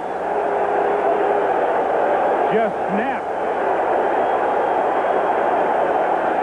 I want to tell you, Ray Knight is some sort of a strong person. He is rough and tough. And he challenged Niedenfuhr, who is much bigger than he. Joe West trying to keep Knight out of it. Also there is Gary Carter, Howard Johnson, Ray Knight. He may have the strongest hands and arms for anybody his size in baseball. Tonight you can see down to the ground, got some strawberries on his elbow. And we'll see how the umpires will handle this. Obviously there will be a warning by the umpires. And this is the way it looked. Niedenfuhr inside, getting Knight. There's no reason, there's no question as to why he was hit. Niedenfuhr obviously upset. Niedenfuhr gets 2 points for the double leg takedown. And I'll tell you, there were a few other little isolated fights going on in this bench clearing melee. Watch Josha here. Now he comes out behind Knight. Niedenfuhr puts a tackle on Knight, gets him to the ground, but Knight is pummeling Niedenfuhr in the back, and then they all come around. I have to say, Ralph, this brings back memories of last September in Los Angeles when I was involved in a little melee out there. You and Mariano Duncan. How about you in the fight with Keith Moreland in Chicago? Well, yeah, we're averaging one a year, so at least I wasn't involved in this one. The one in Chicago was just like this. You hit Moreland charged, and you went into a tackle position. Yeah, like most fights, you just wind up dancing with somebody for a little while, and they break it up. But I would be surprised to see somebody get hurt in this fight tonight because a lot of spiked shoes out there and a lot of hands on the ground, and that's the thing you have to worry about. I think Lasorda wants to find out why Frank Pulley hasn't done anything.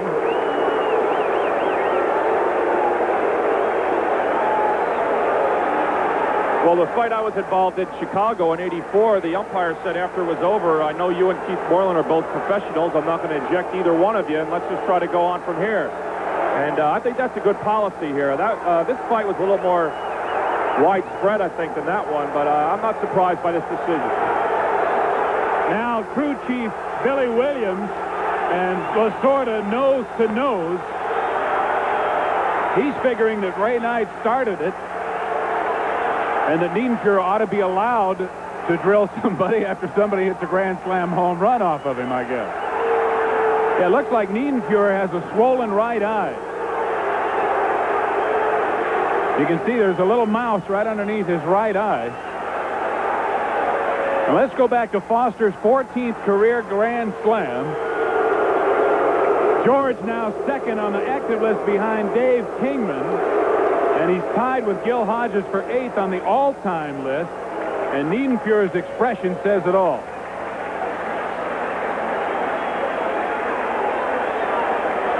With that grand slam, Foster moves ahead of our colleague Ralph Kiner, who had 13 career grand slams.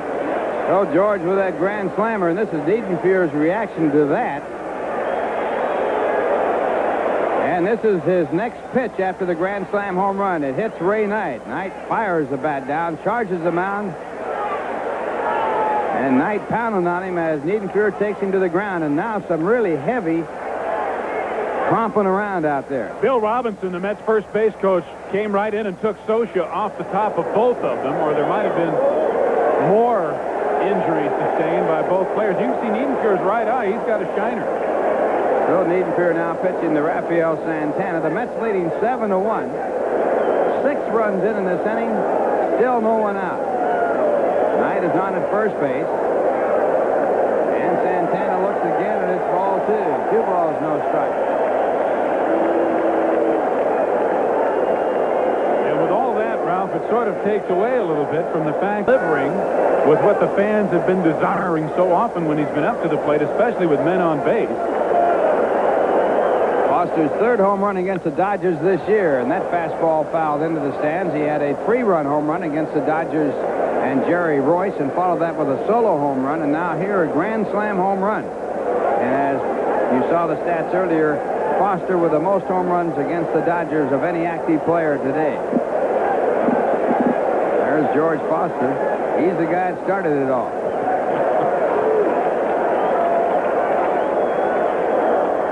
And the fastball is missed. 2 balls, 2 strikes. Niedenfuhr has had a tough time this year. That certainly had to add to it. Tom Lasorda, and he won't duck a fight either. He'll be out there. Well, he was going after Frank Pulley and Billy Williams. There's no doubt about that. And it's sliced to right. Another base hit. Knight goes to second and holds there, and Marshall gets it back in. Still no one out. The Mets have sent 8 men to the plate. They have picked up 7 hits.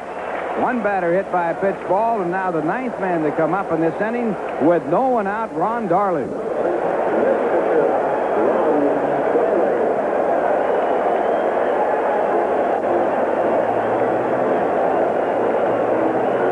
Darling in this ball game is 0 for 2.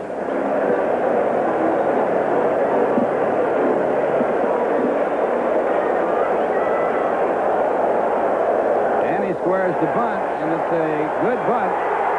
Niedenfuhr with a bad throw to first. It's bobbled there, and the bases are loaded. And there will be an error charged in all likelihood to Niedenfuhr, who bobbled at first and then threw it badly.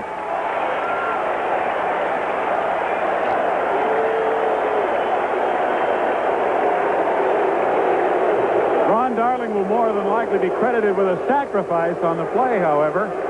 The error allowing him to be safe at first, and it is going to be a sacrifice.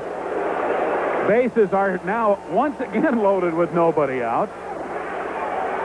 Darling makes a good sacrifice bunt. Niedenfuhr just overran it, and then in his haste, when he did still have time to get Darling, threw it low, a 1-hopper to Sachs covering, and Niedenfuhr gets some boos as he leaves. It's been a bad day for Niedenfuhr, and he takes a shiner into the clubhouse with him on top of it. So the Mets leading by a score of 7-1. 5 of the runs charged against the record of Bob Welch, the starting pitcher, and 1 so far against Niedenfuhr. And while we have a minute here for the new pitcher to come in, here's a word from Nissan. Ed Vandenberg, the new pitcher for the Dodgers, his record 0-2 with no saves. Replacing Niedenfuhr, Vandenberg with 19 in the 3rd innings work, 8 walks, 10 strikeouts, 17 hits. And Ed, I remember a big fracas they had down in Atlanta, and Bob Horner, who was up in the stands in the press box, got down in the fight. Where were you in this one? I was up in the... I was going to jump on the screen and roll down, but it looked a little far. I didn't want to go on the DL again, but it is just my luck. I'll be up here when they start a fight. Oh, Lasorda's really blowing his stack right here. I believe he's been ejected from the ballgame, but we'll check on that. Is he still there? Now we're all set to go. Dykstra with the first pitch hit the left center and is caught out there by Landreau. And the runners hold. Knight stays at 3rd base. Santana stays at 2nd base. And at first base is Ron Darling. So the first out after 10 batters bat for the New York Mets. And Ralph, I want to correct something. We gave the wrong stat on Foster's career grand slam. It's actually his 13th, not his 14th. Eddie Murray had his 14th this year. Right, and Dave Kingman has 15. So George, #1 active among National League players, and does not pass you, but ties you on the all-time list. Get to live a little longer, huh? In the record book. Now the batter is Wally Backman. Dykstra incidentally singled to start off this inning. And now making an out here in the same inning. We're in the bottom half of the sixth. Backman doubled to drive in the tie-breaking run. So Backman has a game-winning RBI in this game, putting the Mets ahead 2-1. They now lead 7-1, bases loaded, 1 out. And Vandenberg missing with a breaking ball. Incidentally, also, both teams were given warnings by the umpire. There was no other action taken. So the boys in blue showing some restraint, even in the face of Tom Lasorda's complaints. 1 ball, no strikes. Backman batting from the right-hand side, and a strike call, so it's 1-1.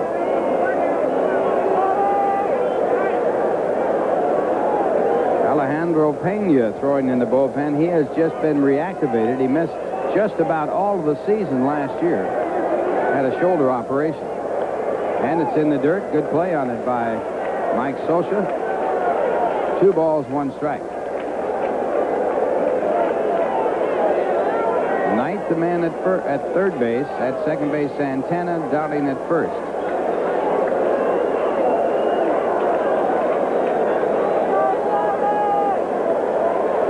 The pleasure of having Ed Lynch up in the booth with us. Ed, I would say the toughest man I've ever seen in one of those brawls was Dave Kingman. I've never seen Dave get upset on the field or off the field, thank God, because he's one of the strongest guys I've ever had the pleasure of playing with. Keith Hernandez told me he had the pleasure of getting in between Dave and Lynn McLaughlin when Dave charged the mound one time, and Dave just kind of ran him over, didn't even feel him when he knocked him down. So I'd have to put Dave against anybody. Lasorda's still in the ball game. Count 2-2 to Backman, and that fastball missing, and it's 3-2. So bases loaded, 3 balls, 2 strikes on Wally Backman.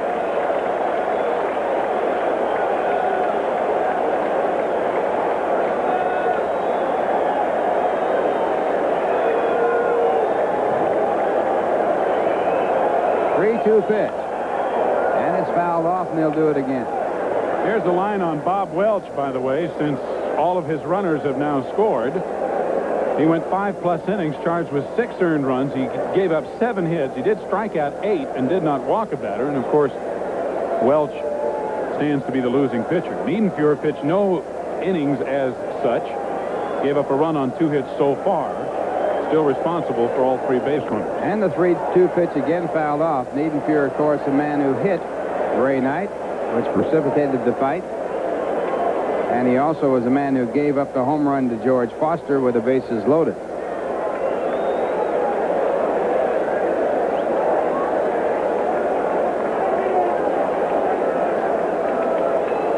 Three and 2 the count.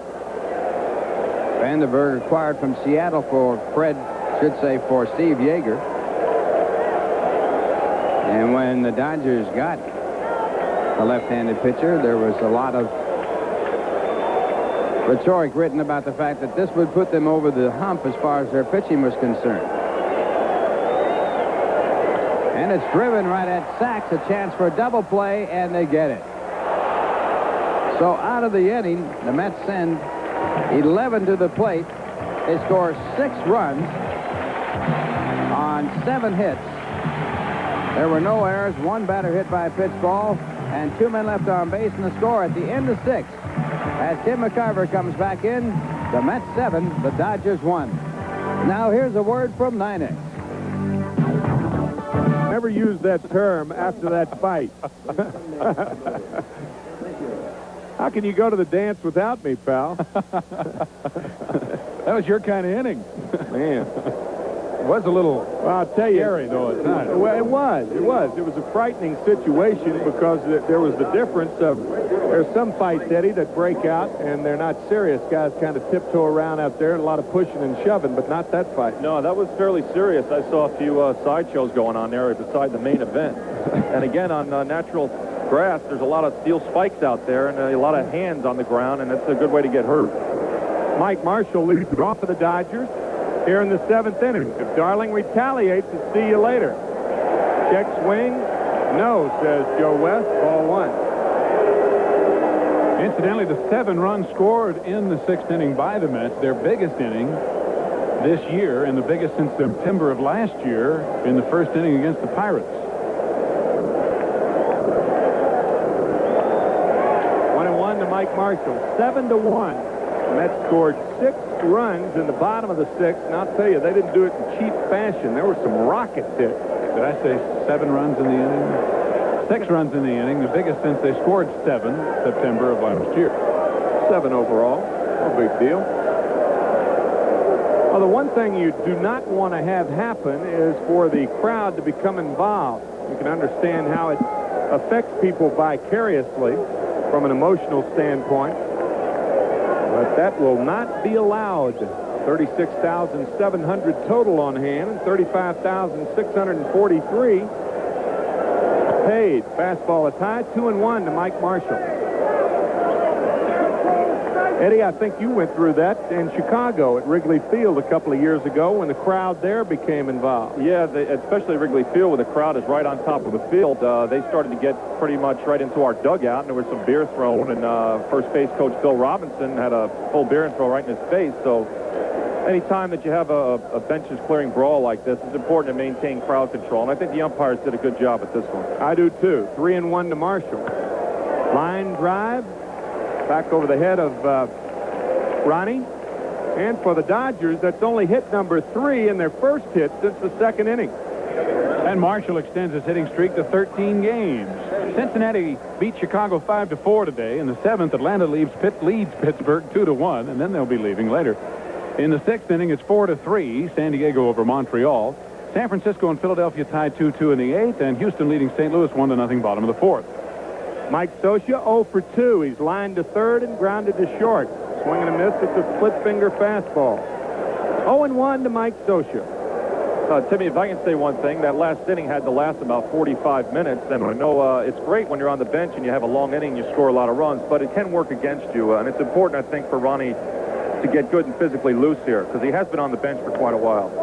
Jam shot to short. Santana to Backman, and no chance for a double play. Backman had to reach up and back to his right for that ball. And the sliding Marshall did his job, so there's one away. This ball was not hit hard enough to make it an easy double play, and Marshall did a good job coming to the inside of the bag in an effort to disrupt Backman, and he did a good job of doing it because Backman was unable to even attempt to complete the double play. And the batter, Greg Brock. What's it like after a long layoff like that, Eddie? You're glad that you're kind of torn in between two things. You're glad for the run. You realize you got to get loose. Yeah, you have to. And just run out of the dugout, get on the mound right away, and throw as many pitches as you can in a short period of time. Base hit for Greg Brock. His first of the night. Scioscia stops at second base. It also worked against Ronnie. He got doubled off at first base in the inning, so he had to walk all the way back in the dugout and get his gear, so he didn't have as much time to warm up.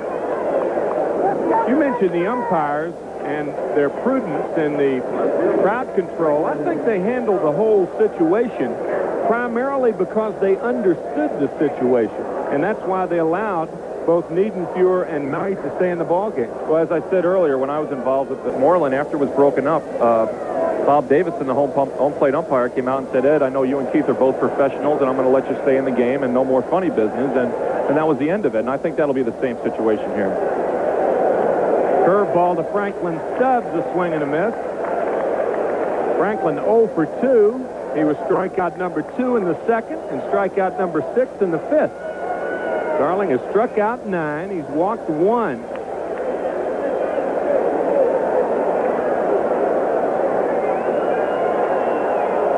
Another curveball and a beauty. Darling had his breaking ball from pitch 1, didn't he? Yes, he did, and as I mentioned earlier, that really is a big key for him, his ability to get that breaking pitch over. It's doubly effective, really, with his development of the split-fingered fastball because it gives him 2 pitches breaking down in the strike zone, or down out of the strike zone, if you will. One without the little hump in it. Fastball inside. So it's 1-2 to Franklin Stubbs. 7-1 Mets, top of 7. Have you heard Chris Berman on ESPN's nickname for Franklin? Give it to me. Franklin Ticket Stubbs. Ooh, I like it. Ooh, nice going. Chris Berman has some innovative going. Chris, ESPN sports editor. Coming from Ed Merrill Lynch, I can vouch for that. Fastball fouled away, so it's still 1-2 to Franklin Stubbs.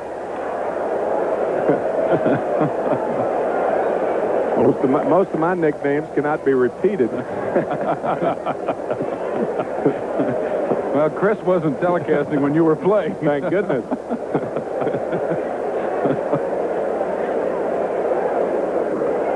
Carter looked like he might have got hit by the bat on his hand, his bare hand, after the swing. He's still rubbing it.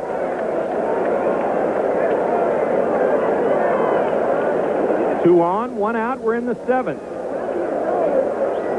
First time the Dodgers have had 2 runners on base since the 2nd inning. The only run that they've scored, a solo homer by Ken Landreau that put him on top in the top of the 1st.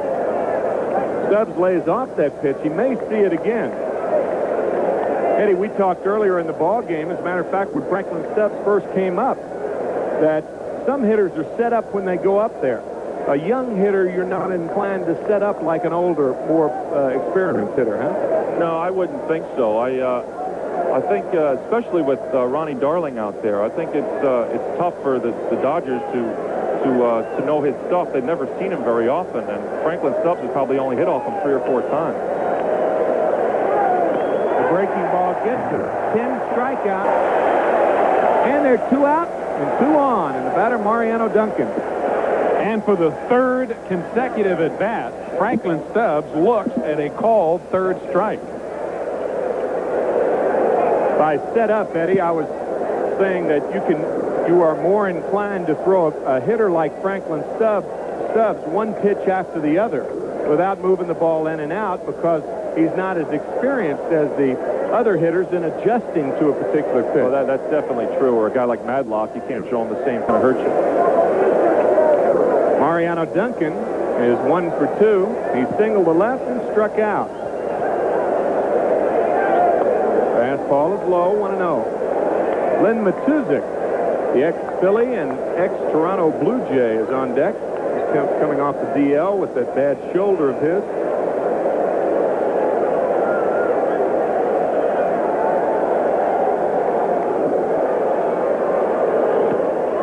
That's a good split finger fastball with 1 ball and no strikes with a 6-run lead. That's unfair.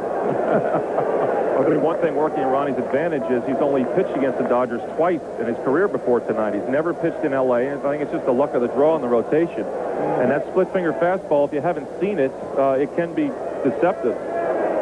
Has been tonight. 10 strikeouts for Ron Darling.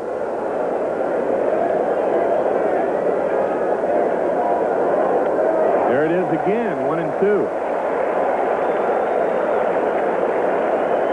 We try to explain it from a non-pitcher's viewpoint, Steve, that split finger. Well, as you've put it so well so often, Tim, it's the illusion of a strike. Bruce Sutter, of course, has made his career with that pitch, and it's just so tough to lay off because it comes up there looking like it's going to be in the strike zone, and when you swing at it, it's not where it was. Bruce has made a good career and post-career with that pitch. Breaking ball, jams him, hit the short. Santana to first to get him. So Darling pitches out of mild trouble here in the 7th. The Dodgers strand 2 on 2 hits. And after 6.5, 7-1, New York. We'll be back after this word from the good old guys. And it's California week, as you might have expected here at Shea. Tomorrow night and Thursday night, these same Dodgers will be here at Shea to take on the Mets. And then following the Dodgers, the San Francisco Giants move into Shea for a 3-game weekend series beginning this Friday night at 7:30. And then this Saturday night, that's May 31st, that game gets underway at 7 with Sunday's final game on June 1st. Again, a reminder, starting at 3:05. The 3:05 game start is new, so please make a note of it. And right behind the Giants, Steve Garvey from the San Diego Padres will be here for 3 games, June 2nd, 3rd, and 4th. The Mets want to remind you that due to the heavy demand of this Sunday's June 1st Cap Day tickets are still available at Shea's advanced ticket window only. For all other Mets home games, tickets can be purchased at any Ticketron outlet, Shea's advanced ticket window, or for information, you can call 718-507-TIXX. There are plenty of great baseball seats available and plenty of great baseball coming up at Shea So come on out and cheer the Mets on. Well, Alejandro Pena is going to be the new pitcher for the Dodgers, just off the DL. Pena's first appearance after a rehab program for a while in the minor league. And there's the strike. Matuzik will be the new first baseman, so Lynn will bat in the number 9 hole. And Greg Brock out of there. So Pena will be batting 6th.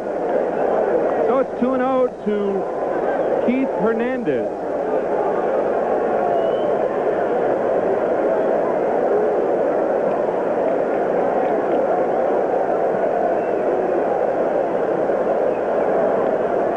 And the fastball's down in the dirt.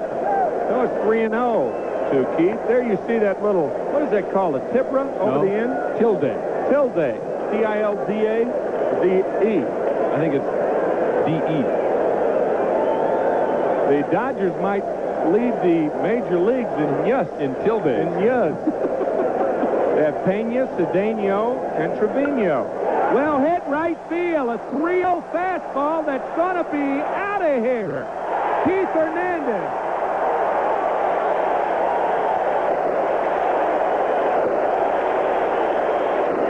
This might be a little payback in a 6-run ball game, allowing Hernandez to hit a 3-0 pitch. Good point.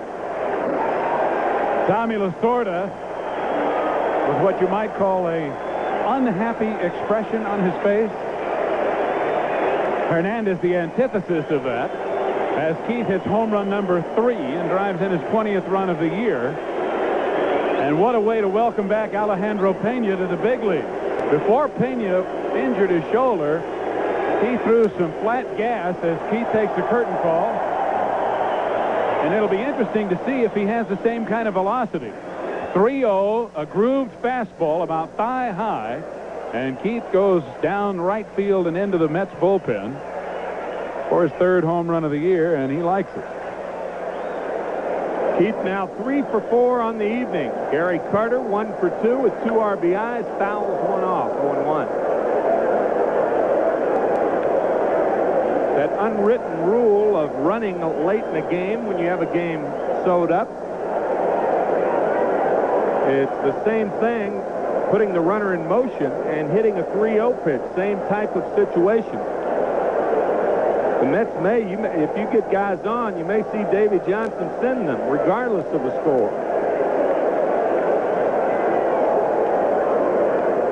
Change up inside, 1-1 to Carter. A bench-clearing brawl in the 6th, and it was nasty.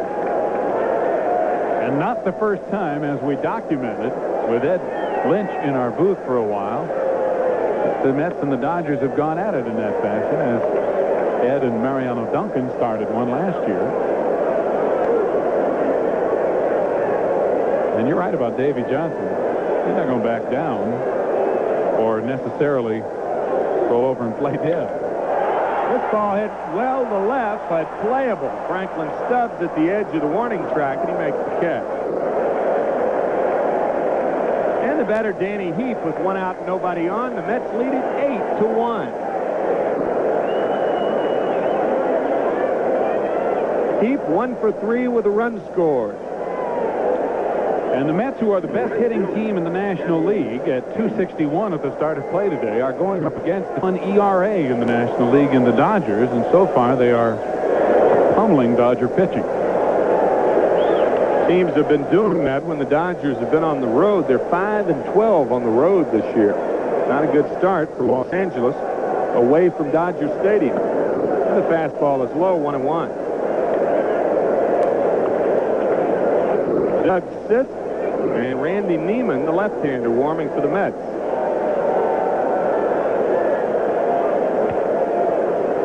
And it's 2-1.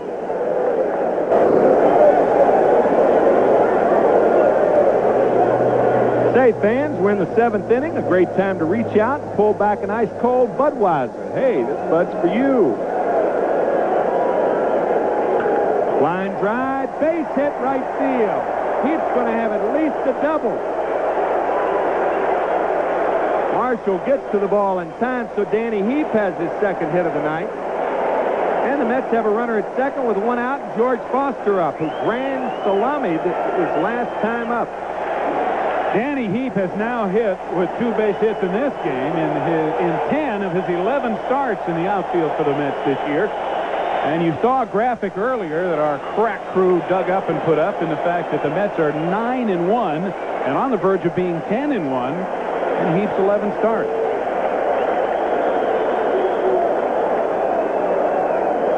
Grand slam number 13, his 4th as a Met in the 6th inning.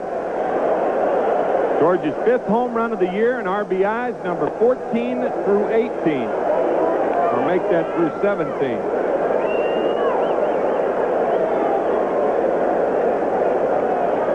It's not inclusive enough at that comment. 0-1 to Foster. Incisive, but not inclusive. Yeah. 0-2 to George. And that was a pretty good fastball by Pena. Dodgers already with a strong pitching staff, and this young man would be a shot in the arm if he came back to the Dodgers. He led the National League in ERA back in 1984. Pitched in only 3 ball games last year. Slider is fouled off, so Foster stays alive. Have you ever seen as many nyas on a ball club? Pena, Cedeno, and Trevino. The Pittsburgh Pirates of a few years ago might have challenged them a little bit. They have a Pena. Yes. And I'm trying to think of a couple other Latin players they have. Guanti, but that's not a... No. That doesn't count. Foster is out. Danny Heap moving to third on the play.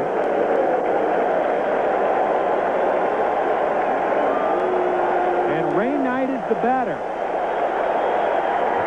Ray Knight was the batter after Foster hit the grand slam home run.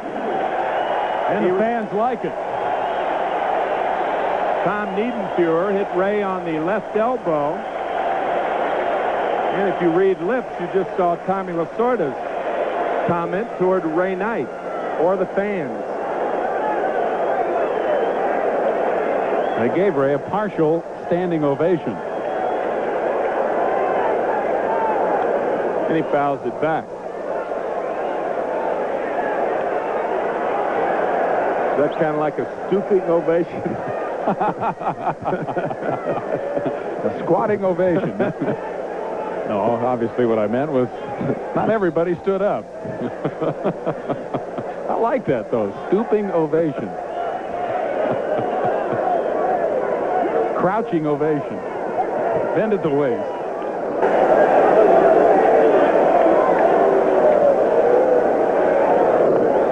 Fastball low, 1-1. Pena does not appear to have the velocity that we've seen him with, but of course that's expected.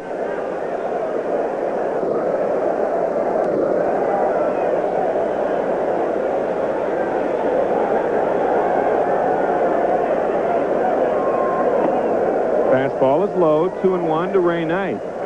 If Pena is to regain the form he showed in 1984, it's probably going to take the better part of this season for him to do that. Not everybody comes back strong and 100% from that kind of surgery. Although so many pitchers have lately that you begin to think that it's not as serious as it what used to be. Bruce Perini, for example. Roger Clemens had a serious. Well, I guess like everything else, they make improvements in medicine.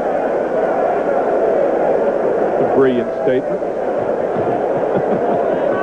Well, look at Ed Lynch. You know, 10 years ago, the type of injury that Ed suffered and the type of operation required would have meant there'd be no way that he would come back this season. And now he's looking at being ready to pitch in another week. Fastball is low tonight, so Ray is on there. The first walk issued by Pena. He opened the inning with a home run given up on a 3-0 pitch to Keith Hernandez. Danny Heap doubled with one out, and now Ray Knight on first. So the Mets have runners at the corners as you took a look at Enos Cabell. And Rafael Santana, who's 1 for 2. He was hit by a pitch in the 5th inning. But it was after 2 straight strikeouts by Bob Welch, so obviously not as much meant by that as it was by Tom Niedenfuhr when he hit Ray Knight. Swing and a miss, 0-1.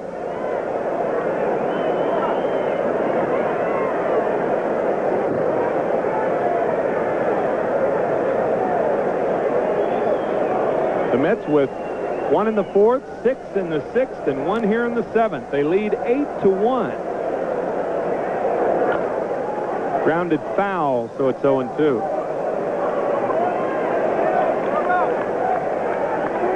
The walk that Pena issued to Ray Knight, the first walk issued by Dodger pitching tonight. And with 8 runs being scored, it might be somewhat of a mild surprise. All the runs scored have been earned, with the exception of the run scored in the 4th inning. So 7 of the 8 runs have done some damage to the Dodgers' league-leading ERA. 1-2 to Santana.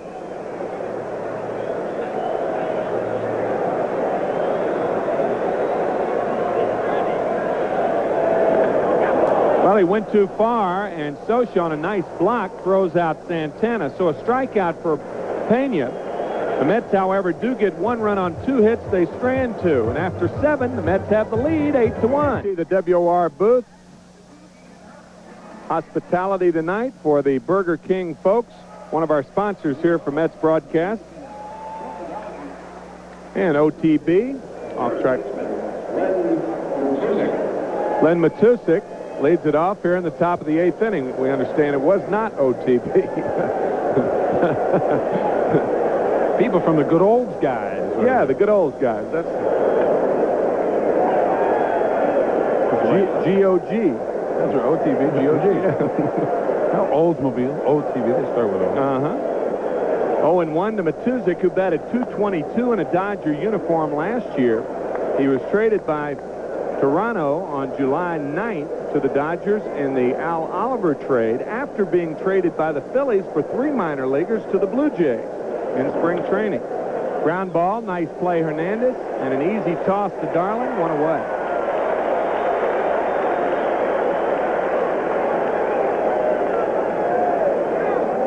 You can always catch the fun and games weeknights at 7 with host Dick Clark and special guest stars on the $100,000 pyramid right here on Channel 9.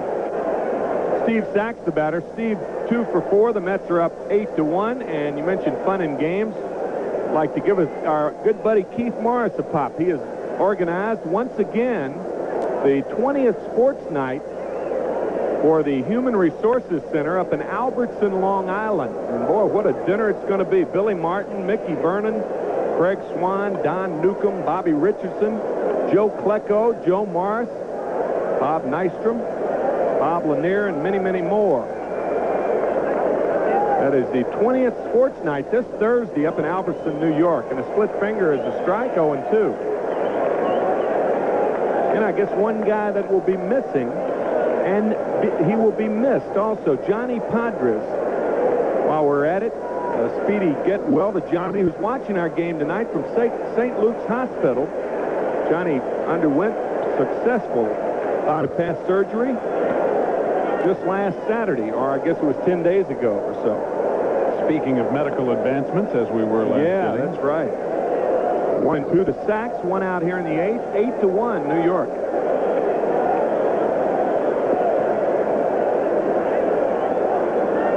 Johnny Padres had the best changeup I have ever seen or hit against. Fastball is low, 2-2. How'd you do against him? Now remember, Not he's real listening. well. Not too many Well, left-handers did well against Johnny, I'll tell you. You were not alone.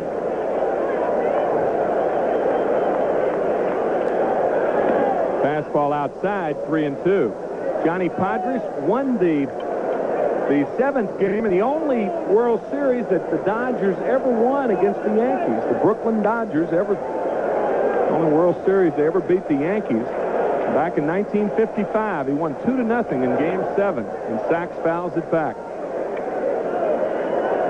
I think that one series and the Dodgers' victory in that series did more to make legends out of those boys of summer than perhaps that's right. anything else. Yep. That really, although they were a fine team and won the National League Championship in other years during that spread, that one series is what made them. Fly ball to right field, an easy play for Danny Heap, and they're 2 away. Steve Sachs is going to wish that he could just skip the Mets and hit against the rest of the National League. He is 1 for 16 against New York this year, and he entered the game hitting .329 against the league. Kenny Landreau, the batter. 2 out, nobody on. Top of the 8th inning. Landreau homered in the first inning, a solo shot off Ron Darling. And the Dodgers took the 1-0 lead. The Mets tied it in the 4th with 1 run and a big 6 in the 6th. And another solo home run by Keith Hernandez in the 7th makes it 8-1 Mets.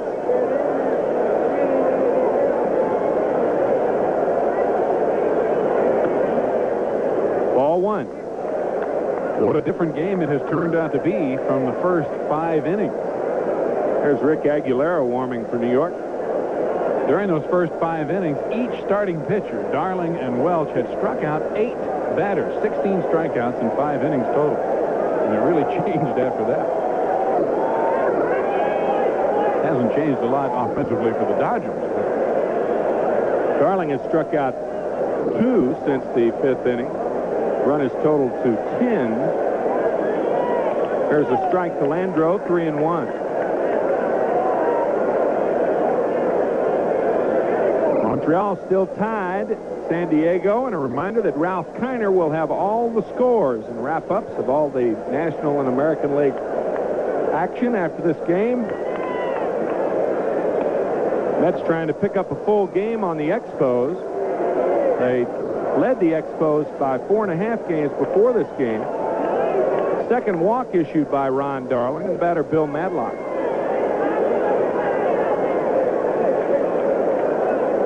Is it Mad Dog or Glad Dog now? Well, Tommy Lasorda changed his nickname, and Bill went along with it. He was known as Mad Dog for many years, and they started calling him Glad Dog because he was so happy to be traded to the Dodgers and play in L.A. Ground ball towards short, and Santana shuffles off to Wally Backman. No runs, no hits, no errors, and 1 left here in the 8th. And after 7.5, it's 8-1 New York. Now here's a word from Lincoln Mercury. Uncle Vincent stars in a story about high school love in the 1940s rural town.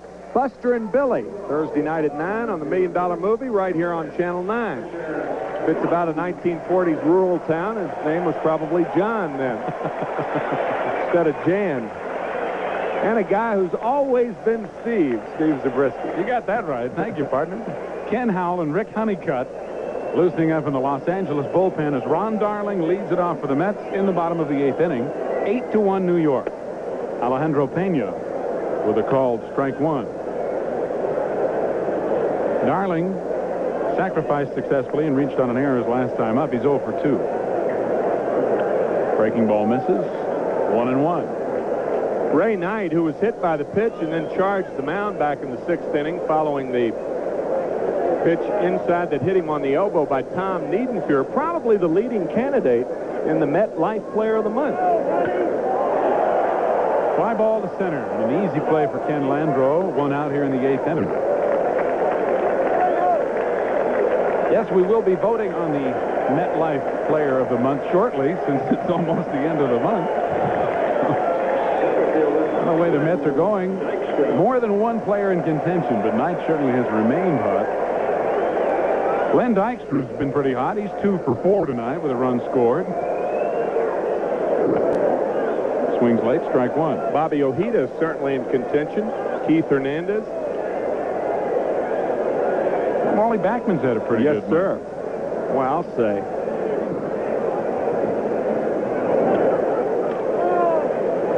Dykstra gave up on that ball, but it broke right in there. And it's 0-2.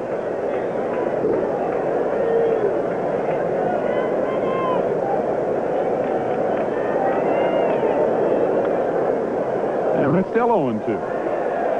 And again, we remind you that Sunday, June 1st, Cap Day here at Shea. General admission seats only remaining, and the time of that game has been moved back an hour and a half from 1:30 to 3. We'll be on the air at 3 with a 3:05 start time here at Shea Sunday. Sharply hit one hopper to Sachs at second, and he gets Dykstra 2 out in the 8th. And here comes Wally Backman. Wally has scored 2 runs and doubled in a run in the 6th inning. He's 1 for 4. We'd like to one more time refer to a marvelous article that the editor of the San Diego Sports section did, Barry Lorge. He was talking about Tim Flannery. He mentioned in that article, ordinary skill, extraordinary will. And that typifies Wally Backman and Tim Flannery, who comes in next Monday, Tuesday, and Wednesday when the Padres come to town. Ordinary skill, extraordinary will. I love that line. You got a glimpse of a guy with better than ordinary skill. That's Keith correct. Hernandez on deck. That's correct. That is a great line. That was a fine article. 1-1 to Wally. Walter has used good old-fashioned hard work to improve his skills and make the most of what God gave him. He has become a much more than adequate second baseman after earlier in his career being just about an adequate second baseman. 2-1. And Davy Johnson has a lot to do with that because Davy has worked with him a great deal since he became the manager, and of course Davy knows a lot about playing second base. Wally went down after the first 5 weeks of the 1983 season. Davy was the manager at Tidewater, the AAA ball club, worked on Backman's footwork. Backman hit a ton for him, and the next year when Davy was named manager, Backman was the second baseman, and he has not disappointed him.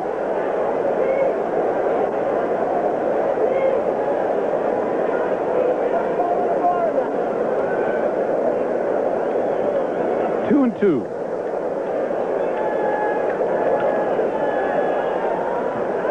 Len Matruzek with the play. And the inning is over. Pena with a 1-2-3 inning here in the 8th.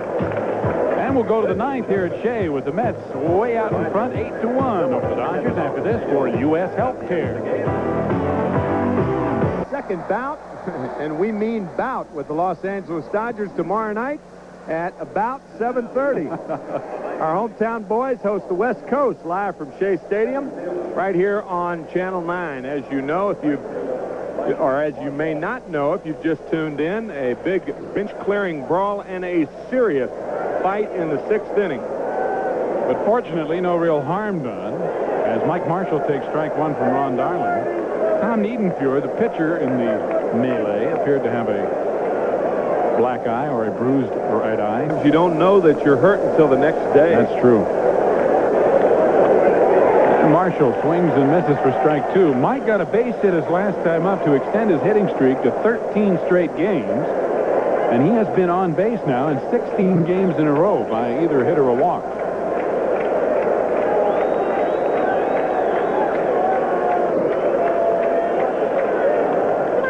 See you later. 1-2-3 and goodbye. And Ron Darling has now struck out 11. His career high is 12. And it's right on the corner. Back on August 29th, 1984, Ron Darling struck out 12 Dodgers. And that was his only victory against the Dodgers. He's 1-0 coming into tonight.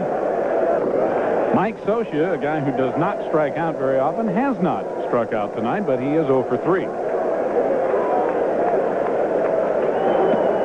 And he takes a strike. It's 1-1. Scioscia's hit .325 in the last 28 games as the Dodgers have picked up their offense considerably, but as you pointed out, Tim, they're back on the road and things could change. 2-1. The Dodgers have played, if we want to refer back to that graphic fired up by our Chiron guys down in the truck in the studio, they played 13 more home games than the Mets have. So the Mets not only have a 4.5 game lead, they have the advantage by playing at home, too. Cesar Cedeno, another tilde on deck. A little curly cue over the end. Nya. Nya. Instead of a tilde, we'll call it a nya. Yeah. Scioscia rips a base hit down the right field line, about a foot fair. Going for second as Heap digs it out among the stands, and he's in there with a double. The fifth hit off Ron Darling, and it comes with one out here in the ninth inning.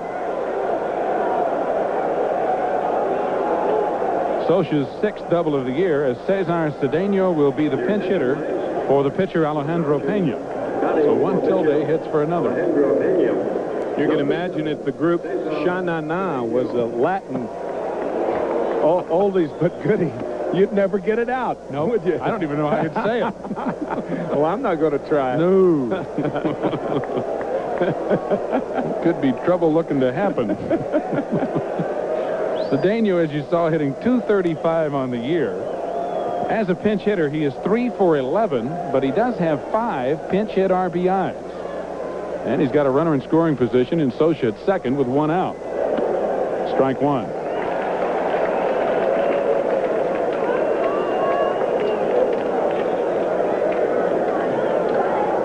Cesar did some kind of job for the Cardinals at the end of last season. And the Dodgers were hoping for the same from him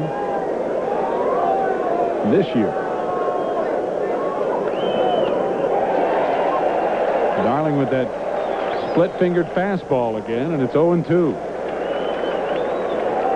Ronnie would get his first complete game of the year. Not to mention the fact that he would remain undefeated with his 6th victory. Only 3 other Mets starting pitchers have done that in the history of the franchise. Opened the season with a 6-0 record. Strike 3. Strikeout number 12 for Darling to match his career high. Darling has struck out more batters now in one game than any other Mets pitcher this year. And this is another thing that happens when you get your breaking ball over. Hitters have to protect against it, and you sneak the fastball by him.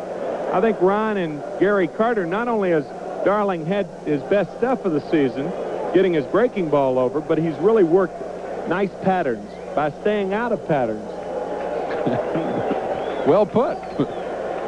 Consistently inconsistent. And the breaking ball over to start Franklin Stubbs. It's nice to be, if you're a pitcher, to be predictably unpredictable.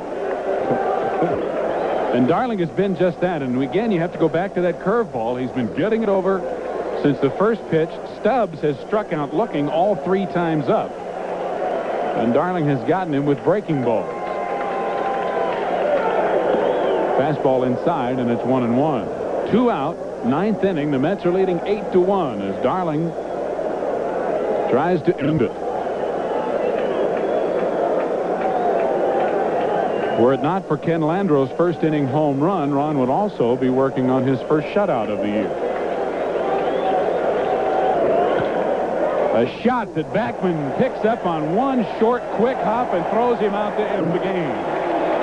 Ron Darling goes to 6-0 with a complete game, his first complete game of the year.